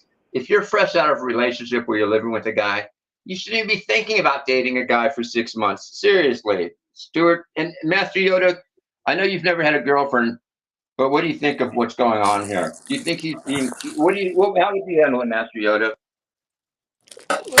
Go, everybody. Well, first, I just want to talk about the so-called friend zone. It doesn't exist. Yeah. It's a myth. When a woman places you in the friend zone, so when a woman places you in the dreaded friend zone, all it is just a polite form of rejection. That's all it is. Do you think Chads and Tyrones get friend zone? No, they don't. They end up having sex with the woman. So that's sometimes Chads and Tyrones get friend zoned, but you're right. Yeah. I mean, sometimes a Chad or a Tyrone can be extremely good looking, but they're like weird betas when they start talking.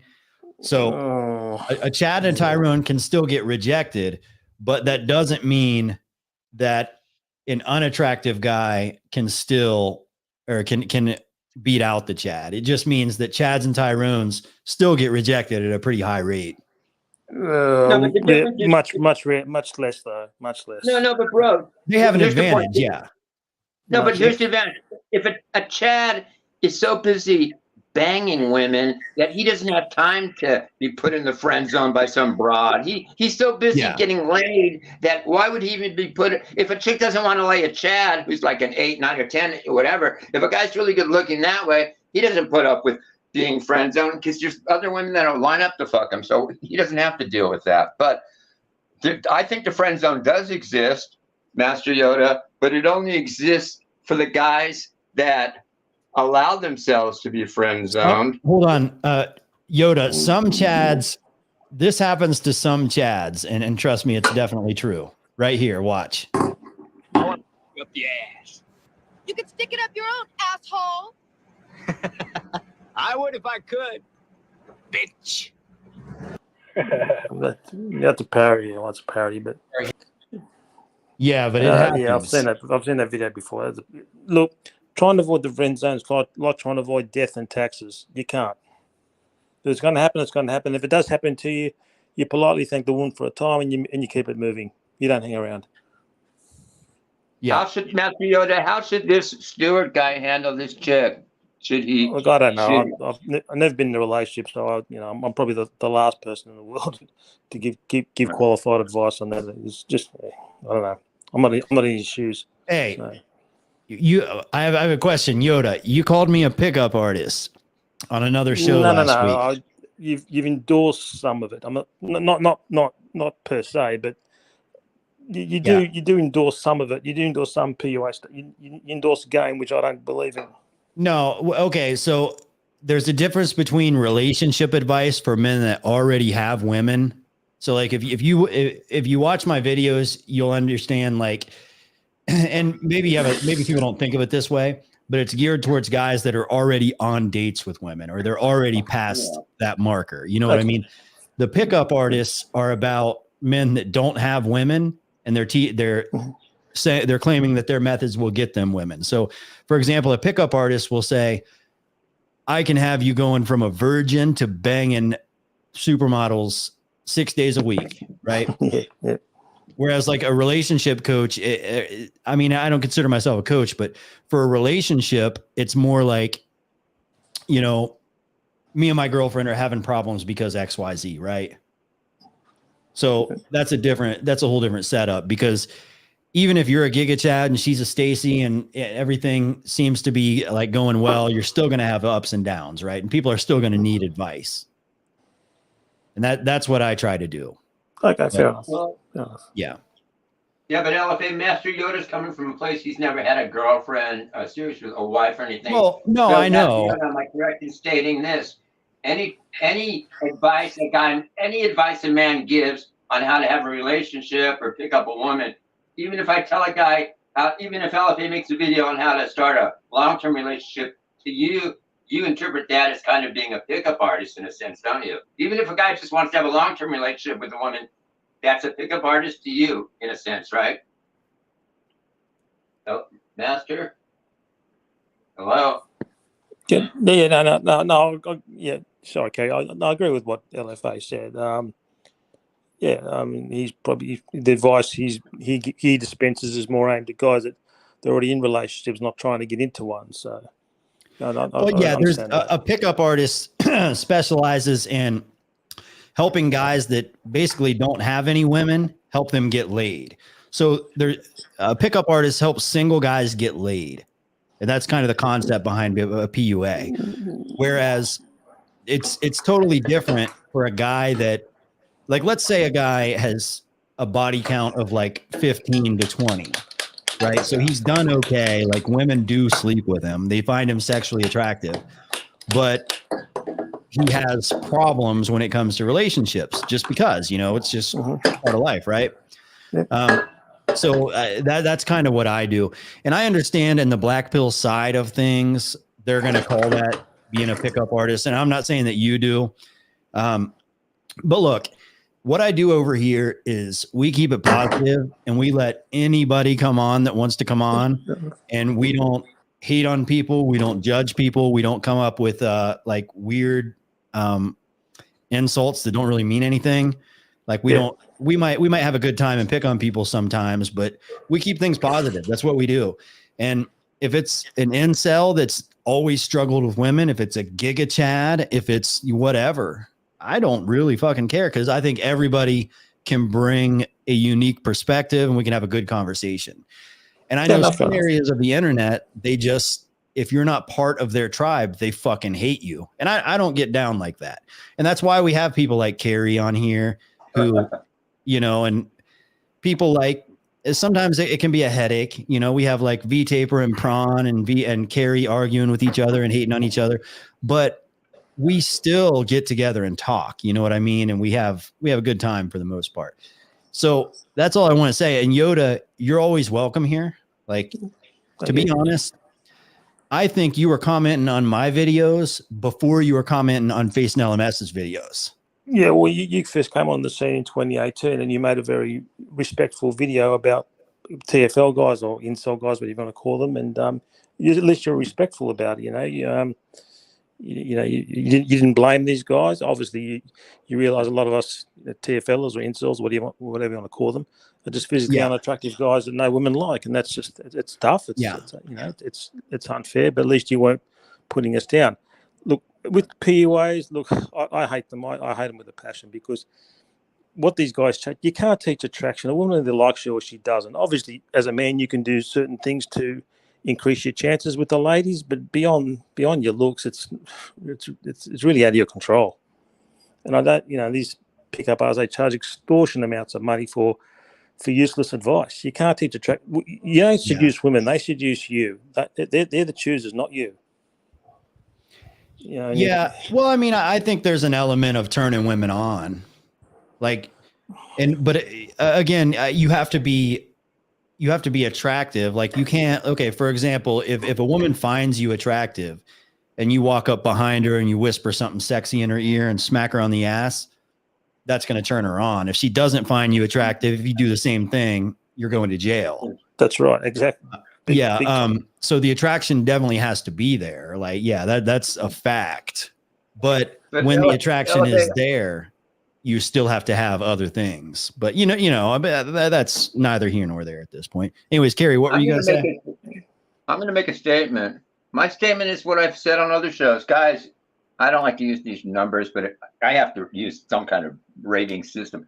I always say this, LFA, and I stand by this. Guys, if you're, let's say, a 3 or 4 in the face, let's say a 4 in the face, you know, and you don't have the money for plastic surgery, whatever, I don't know.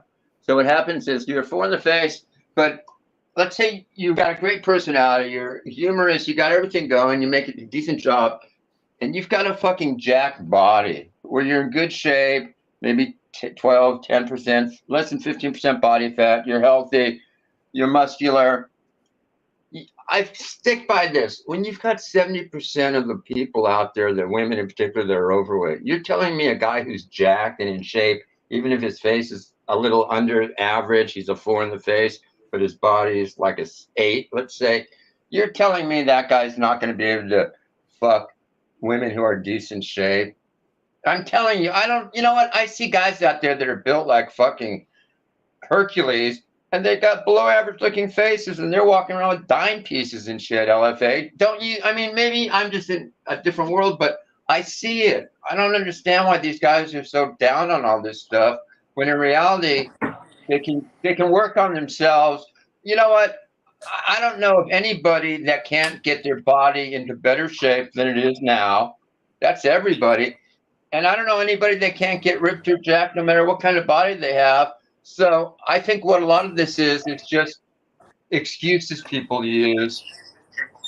I don't know, maybe I'm wrong, but LFA, you agree with me, right? Even if these guys are, and look, if a guy's average looking in the face and he gets his body super jacked and he's got charisma and everything else, he's going to be able to get laid. Now, he may have to lay an overweight woman. Why? Because 70% of these women are overweight. But in better times, he would be able to lay a thin chick. What I'm saying is, guys, it's not hopeless out there. You guys make it seem like, it doesn't. I think you guys. You know what? I'm going to make a statement here before I let Master Yoda talk. I think if you're on the internet, and I'm guilty of it too, you can find any echo chamber you want on the internet. I can go on the internet now and look up any subject that I'm interested in or not interested in, and I can find people on both sides of the subject. I can find videos that are going to be pro that subject, negative that. In other words, if you want, and what happens with a lot of these guys, LFA, and Master Yoda's guilty of it like everybody else, the algorithms push the same type of videos on these guys over and over. So if they're watching these black pill doomer vids, pretty soon all they're getting in their feed is black pill doomer vids.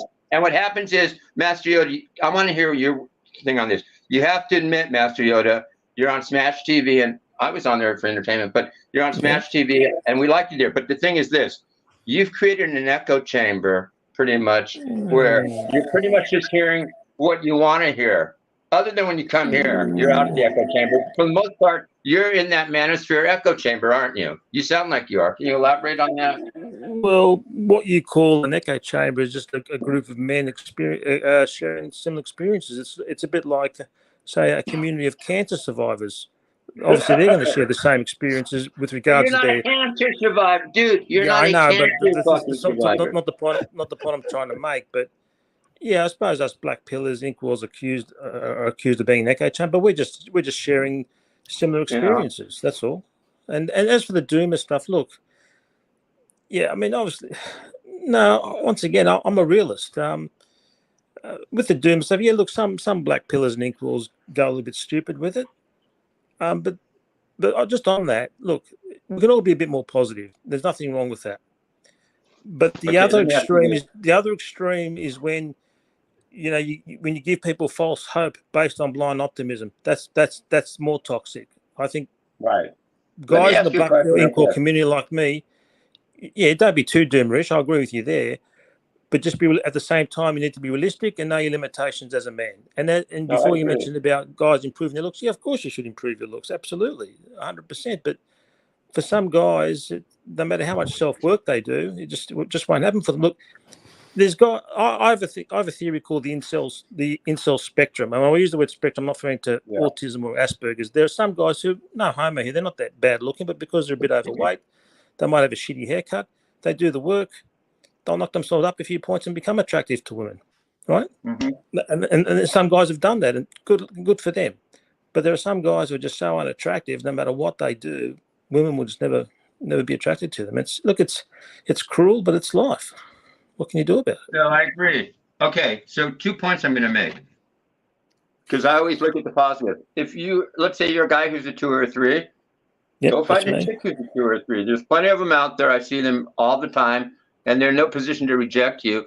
Now, I want to ask you, did you do what I asked you to do last time as an experiment? I don't remember do you remember the experiment I asked you? It doesn't sound like you did. I asked you next time you call up if you could do it right after you saw an escort. Like, it would be nice, like, it'd be nice, like, for some reason, if you timed it to where you saw an escort, and let's say you busted inside an escort 15, 30 minutes ago within the hour, then you call up, I want to hear the difference in the attitude of your voice. Don't you think if you had just been with an escort and busted a nut inside of her 30 minutes ago, you'd be in a really good positive mood?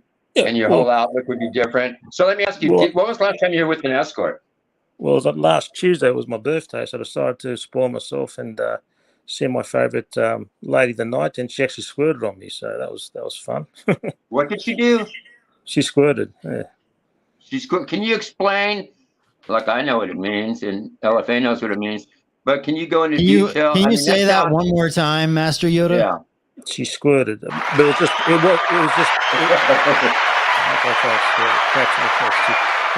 Okay. Now I want to make a point here. Wait, hold on.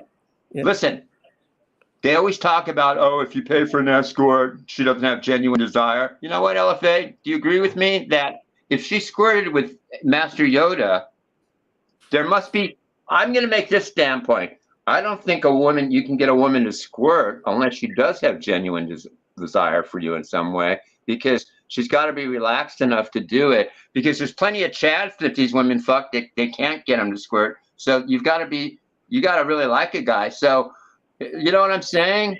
This chick, if you got her to squirt, and let me ask you this, Master Yoda, you getting her to squirt, that felt better to you as an ego trip, knowing you got her to squirt, than you actually coming yourself. Am I correct? You were proud that you got her to squirt. Tell the guys you were proud. You were more happy that you got her to squirt. You were more thrilled that you got her to squirt than even you coming. Am I correct? Well, yeah. When I'm, make love to a lady, even if I'm paying for it, I want to make sure she gets off first before I do. Because look, sex has to be a mutually pleasurable experience for both people, even if you're paying for it. I want to see that she's getting off as well. So I do everything in my power to make that happen. I mean, look, a lot of the hookers I see, they claim to have orgasms. They claim to have orgasms with me, but they're probably fake. I don't know. Look, there's some good actresses out there. But this was real. Okay, now, so she squirted. Can you explain?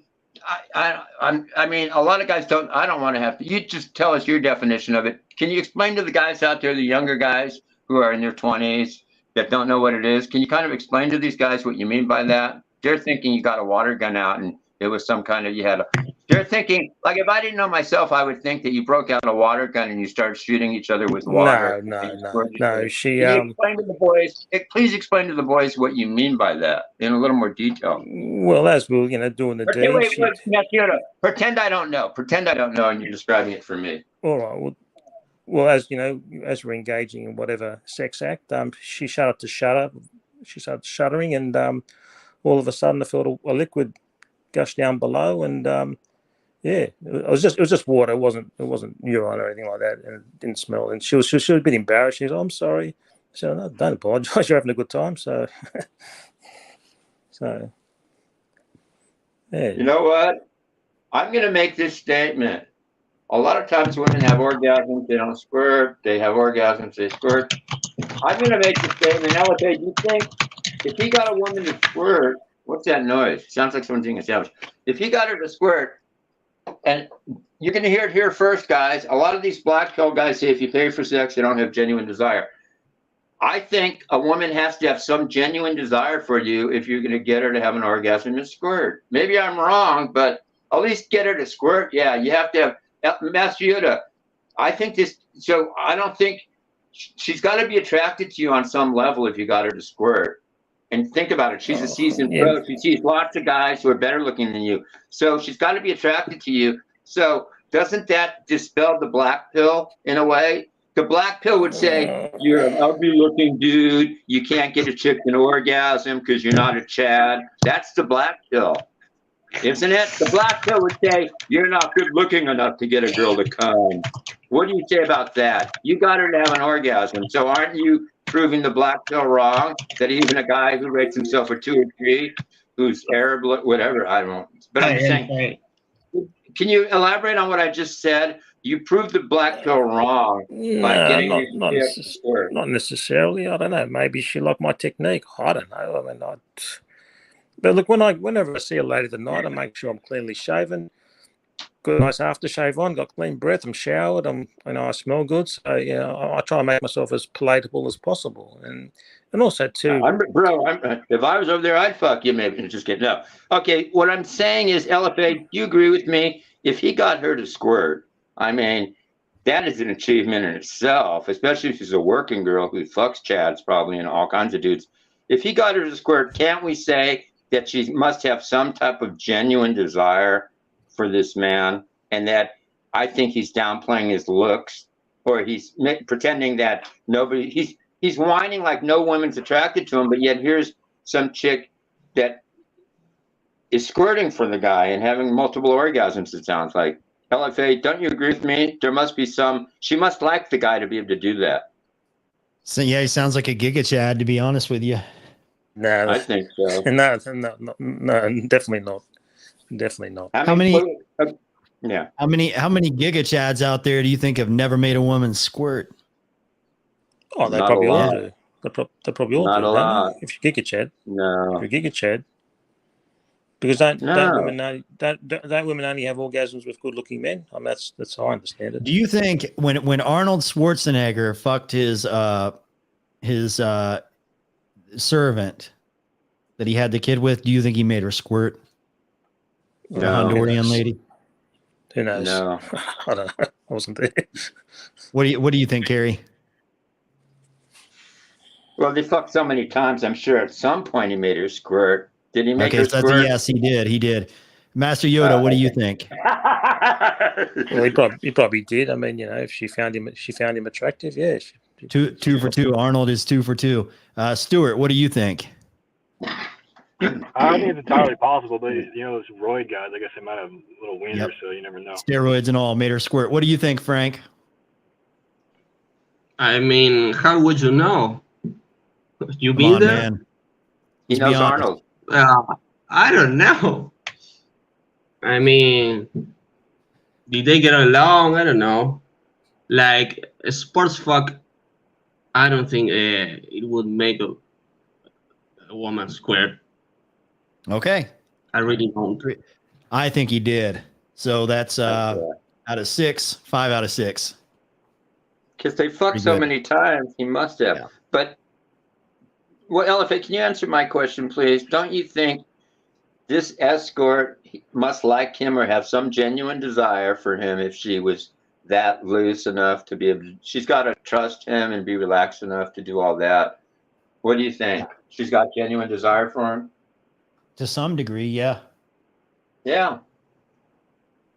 So if she has genuine desire for him, and he's a 3, as he says, on the 1 to 10 scale, his number, not mine. A woman, for a woman to be turned on and excited and to have good sex, it needs to be with a guy that she has a deep desire to be having sex with. If a super hot Giga Chad just like slaps her in the face and starts fucking her in public, she's not going to like it. It has to be a guy that she has some sort of either emotional attachment. That's what I meant about extreme genuine desire for. And she likes you. She likes you, my man. Yeah. And, since she had that desire, she was able to orgasm. A big part of a woman's orgasm is mental. That's what I'm saying. And you were in her head so much that she was into the sex enough to squirt. It's a pretty good achievement.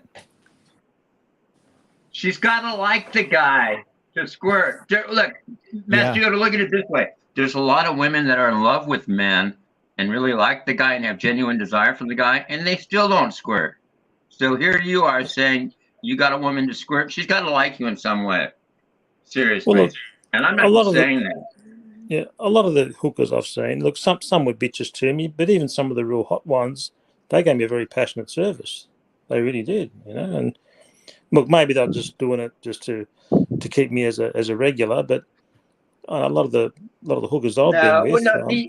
Wait, you said maybe she's just squirting just to keep you as a regular. She can't control when she squirts like that. I mean, come on.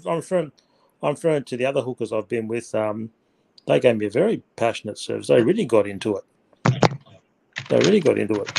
And then I'm a sub 3, so because I've heard some other guys say that sometimes hookers will give you a bad service if they don't like you. They don't like the look of you, but hookers can't be choosy about their clients. Some are. It sounds like you've got a big, what downstairs if you got her to come. No, not really. No. I think the chat agrees. I've heard the comments in the chat. Yeah, the chat is saying Master Yoda is packing a hog. No, just on that, I was watching I don't want to talk too much about men's private bits, but I was watching an interview with a porn star. She was being interviewed by a doctor, a urologist, and she dispelled a lot of myths about what you see in. So I'll be careful what I say in corn movies. She said when you see a woman pretending to get turned on by being pounded by some guy that's got a 10 or 12-inch slong, it's actually quite painful. It actually hurts them. What women prefer is width, girth, rather than length. Yeah, I've got both, Master Yoda. No, it's more. Look, if you're under 5 inches, it's going to be a problem. But no, this female corn star said they prefer thickness rather than length. Well, it makes sense, doesn't it? Probably true. Yeah, but look, yeah, I mean, I think so. You would have to think of it in terms of nerve endings. So they have nerve endings. Like most of them are going to be in like the first inch or two, or like literally on the outside of it, right? But there's going to be nerve endings deeper inside of there too. So are there nerve endings? See, you're talking about nerves. Are there nerve endings? You're talking about nerves. Shut the fuck up. Okay. Every time I try to talk, Frank, you say something. Then you never say anything until I start talking. It mutes my mic when you talk. So you wait until like it's quiet. But you know, there's nerve endings all the way up there, isn't there? Does anybody know? Yeah. The whole thing is one big nerve. It's all nerve. But I read in a medical website that the average length of a woman's vaginal canal is between 3 and 7 inches. So as a man, if you're more than 7 inches, it becomes law of diminishing returns. Then it becomes painful for the woman.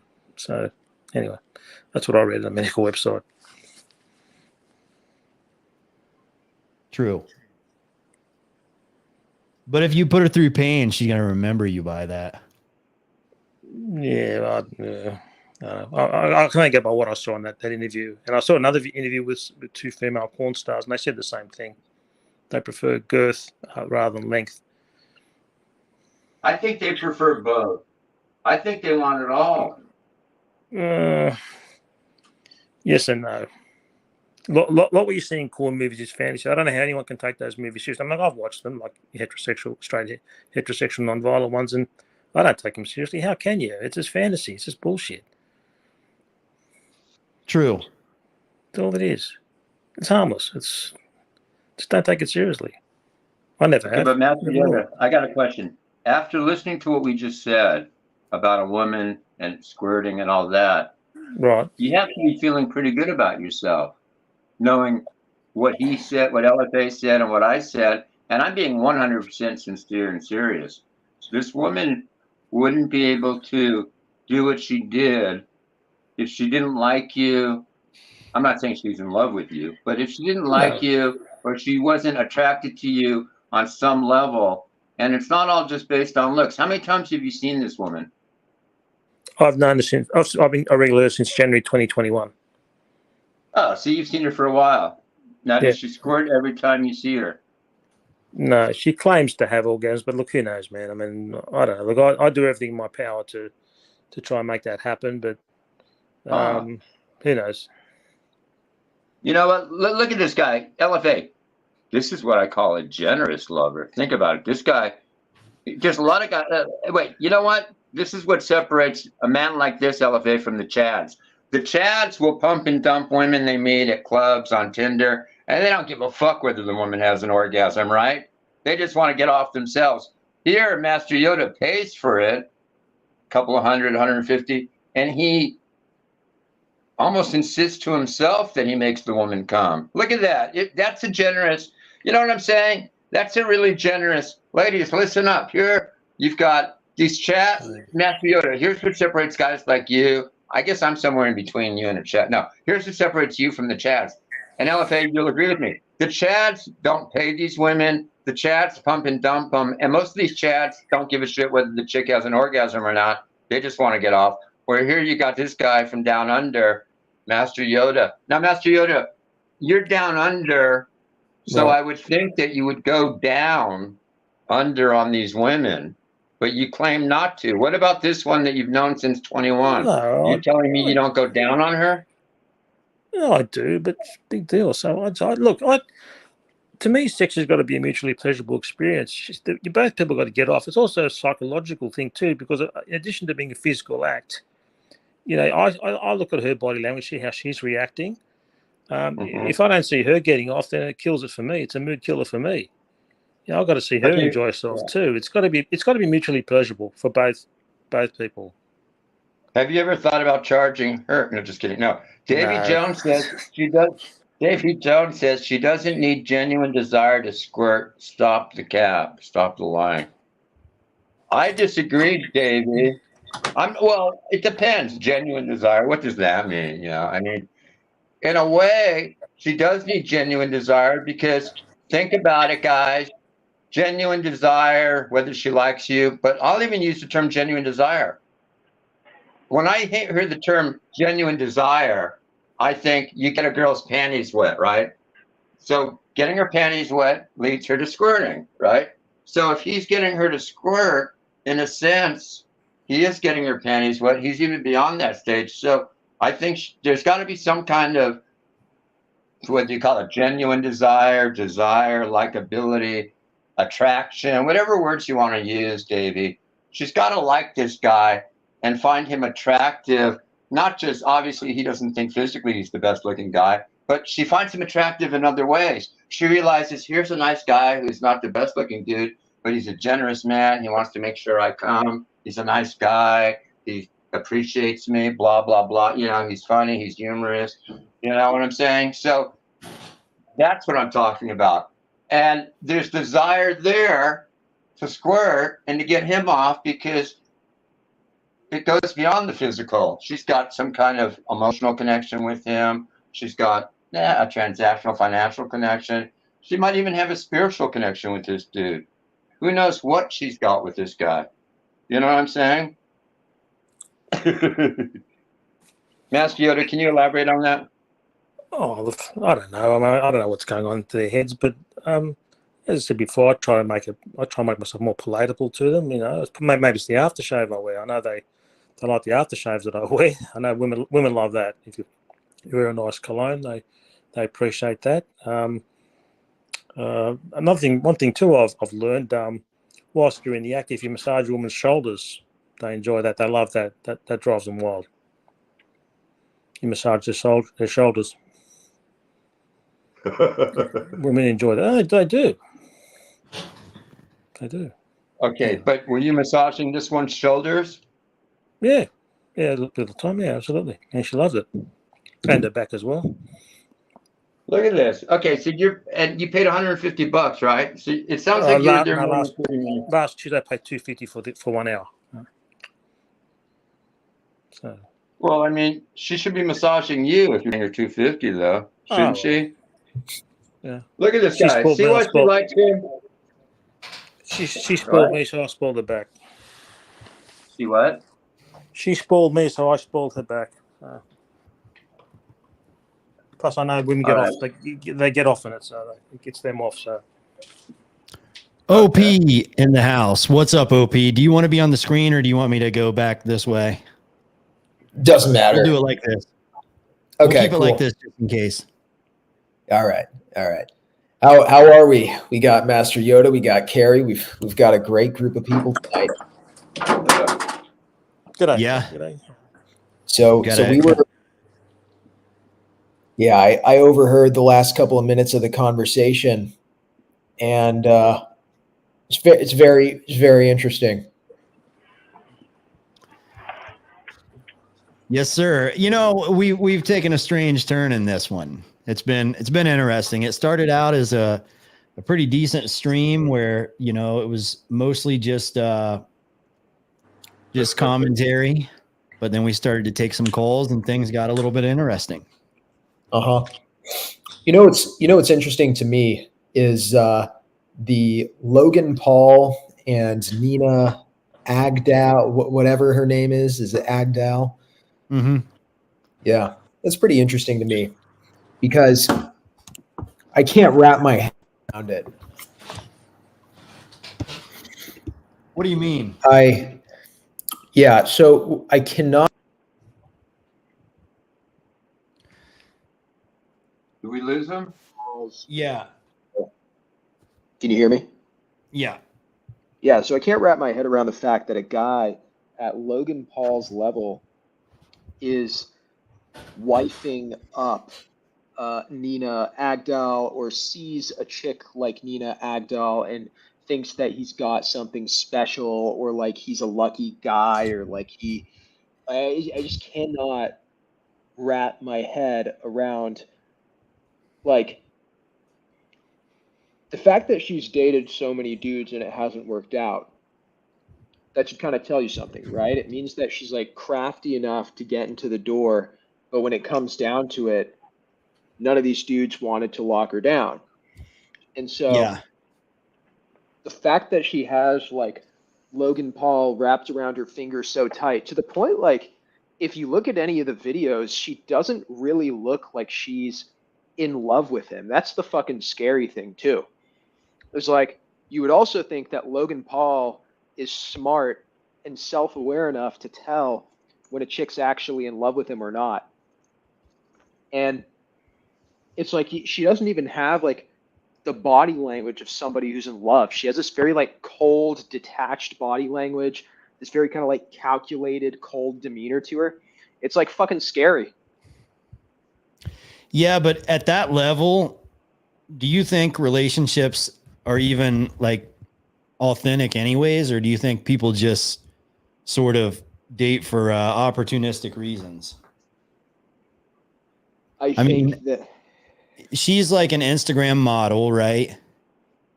Yeah. And he is he's like a social media. You don't get much bigger than Logan Paul in terms of like an influencer. Sure. So he's like the best, or he's like one of the best catches that she could possibly find, right? Sure. Right. So, or just or from really like an any of the other opportunistic standpoint, if he makes a move on her, or he expresses interest in her, of course she's going to take him up on the offer. But I don't think at that level you get authentic relationships. I just don't think it's in your deck of cards. I think that there's a sacrifice where if you reach a certain level of success, you're just never going to have an authentic relationship. And I would never say never, but I think your chances of I'll put it like this: you're going to have a lot more opportunistic people reaching out to you, and when it comes to dating as a man, I think it would be awfully hard to go back to regular girls when you're used to fucking models. And most of the models are going to be opportunistic users. Okay. So I get what you're saying. So what you're saying is that you reach a certain level of success, you have access to girls with a certain level of beauty. Most of the girls with that level of beauty are opportunistic users. Yeah. And because as a, whatever high value man, you've trained yourself to sort of be conditioned to not go below that level of beauty, you've kind of done like a selection bias. Now you're just working with a pool of women who more often than not are opportunistic users. And the girls that have really good character or might be really loyal or might make good wives, you might not even find most of them hot enough. And so you would just never be in the room with them. Right. Or you would never see them. They would be irrelevant. It's like you have blinders on for women that you don't find physically attractive. So like there might be women that are like, and it's also an image thing. Well, so if Jake Paul is okay, imagine if Jake Paul were dating a woman that's like a 6 out of 10. She's a single mom and she's a little bit overweight and she's older than him. Yeah. Imagine the reaction videos we would get from the manosphere. This guy has no game. This guy's blue pilled. This guy's all these things. And they would just be dragging him. But if he's with a model, of course, some people are going to be like, well, she's using him and she's not interested in him, but he's still fucking a model. Right. And I think for him, in terms of public image, that's what he wants. And I think to make it to that level with what he does, like, and it's different if you make it to that level if you're an engineer or, you're a doctor or something, because or you're an investor. Yeah. That's a different ball game because you're actually using your skills and your work ethic and, it's something that you're passionate about and you're actually putting effort into achieving that. And you're actually accomplishing something that's better for the world. It's good for mankind. But when you're just an influencer and you're making millions and millions of dollars off of being popular, sure, like that's literally your career is being popular. Like It's that. like That's what your are you career good is at? to be Being a popular. professional retard to like Yeah. keep attention. Right. So at that stage, what do you think that personality type values more? Love and family and, you know, good morals? Or do you think they actually, if he's with a really hot girl that has body language that causes all of YouTube to make reaction videos and say she doesn't really want him, making him even more popular, don't you think that's ultimately what he wants? Sure. So that's a very interesting perspective. I think when you get into the zone of, you know, buying a girl a $750,000 engagement ring, you know, when you, it's very different, you know, like if he was dating her. I don't think anybody would really care if he was dating her, or anybody would really like care is not the right word. If anyone would really be disturbed if he was dating her. I think what's disturbing, you know, people are not, when people comment about the Jake Paul thing, it's not like you can kind of tell sometimes when that shit comes from a place of jealousy, right? Like guy wifes up a really hot girl. It's like, oh yeah, well he's only this or she's only using him. It's kind of like this bitter sort of jealous energy. When people look at Jake Paul, it's more like it's painful for people to watch. It's like, fuck, like, damn, dude. Oh God. Like, it's painful for them to watch because their worst nightmare is being in his position, being completely, you know, wrapped around a girl's finger and just being in the state where you're just like psychologically, you've lost all kind of psychological autonomy. You're just somebody's lapdog, and it's like a fucking nasty place to be.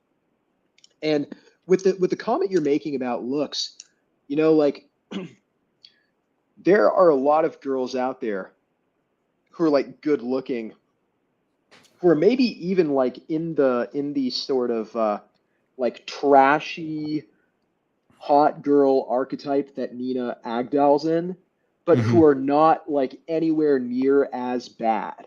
You know, when you're talking about Nina Agdal, you're talking about this girl who is basically like the hoe for all of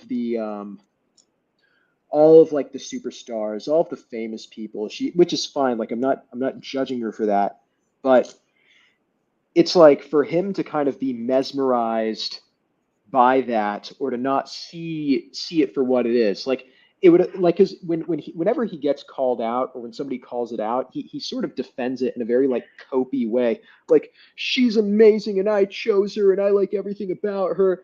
You know, and if you were a guy who was aware about that shit, it's like, you know, the more like secure reaction would be like, oh yeah, well, you know, so what? I like what I like. Shut the fuck up. Right. You know, it'd be more like grounded, not taking itself as seriously. But the way he gets so emotional about it, it sort of hints that he just can't see it for what it is. And I think that like every man on some level finds that painful to watch because their worst nightmare is being in a situation where like everyone can see how fucked up it is, but he can't or you can't. You have no awareness for your own situation. That shit's scary. Yeah, no, I agree. But the only thing is, does he actually have that awareness and he's just playing a role? He's playing a character because that's what he does for a living. Like, is their relationship mutually beneficial in terms of fame, in terms of like just financially? Is it mutually beneficial? Do you think it is? I don't think it's mutually beneficial. I think she definitely benefits more than he does. But that's generally like most male to female relationships are structured that the tangible benefits are skewed to the woman. Right. Well, it'd be like Kim and Kanye. Like he might have been worth $1 billion and she might have been worth like 20 million, but so he brought more value, and that's actually a kind of a similar example there because she was kind of a skank whore and I don't know. Yeah, I guess some guys can get blinded, and I think it starts out as something they see as like a good business opportunity. You know, the public eye, I've got this really hot chick and I'm the stud that gets her, right? So it provides more of that alpha male image. But any man, when he catches feelings, can be subject to looking like that beta, looking like that idiot. Yeah.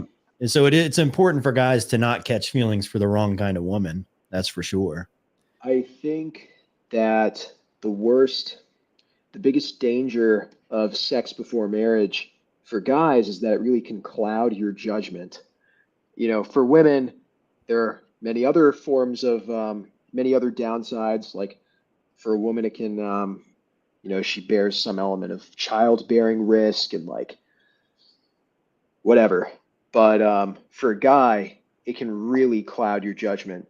The number of times I've seen a dude who will start dating a girl who he thinks is like trashy, who he would never want to wife up, you know, who everyone else thinks is trashy, but he thinks that he can just have fun and keep his emotions out of it.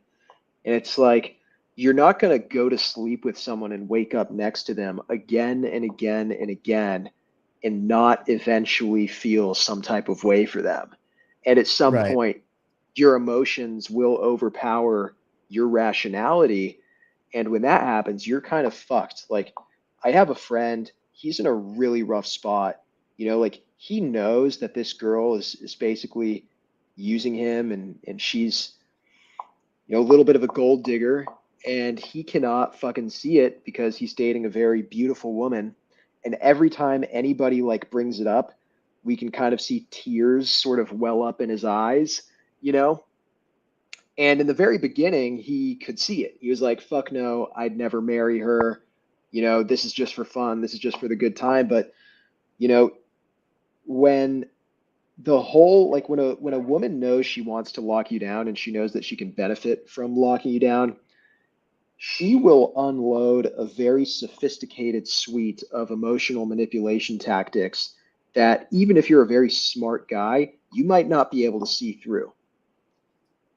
Yeah. And when you are around someone often enough, sooner or later, I think that they can completely warp your sense and perception of reality. True. I agree with that. I just realized what time it is. I have to end this. I have to make a call here in like 15 minutes. Oh, shit. I fucked up Master Yoda and Carrie's banter. No, that's totally okay. We had to move on anyways. Yeah, I do have to end this one. We've been OP. If you would have came in earlier, we could have had a long conversation, but we're already 3 hours and 38 minutes into it. I'll let you go, bro. Yeah. So I have to go, but we're going to go live again on Sunday. If you have time and you want to hop on, if not, it's cool. You know, Thursdays and Sundays. Okay. Yeah. All right, guys, but we do have to end this one. Bye, everybody. Thanks for having me, LFA. Thanks. Likes up. Likes up. Bye. Yeah. Likes up, subs up, all of the above. But all right, guys, thanks to the chat, everybody, for showing up. We got one new channel member. Who's the new channel member? I'm not sure who that was.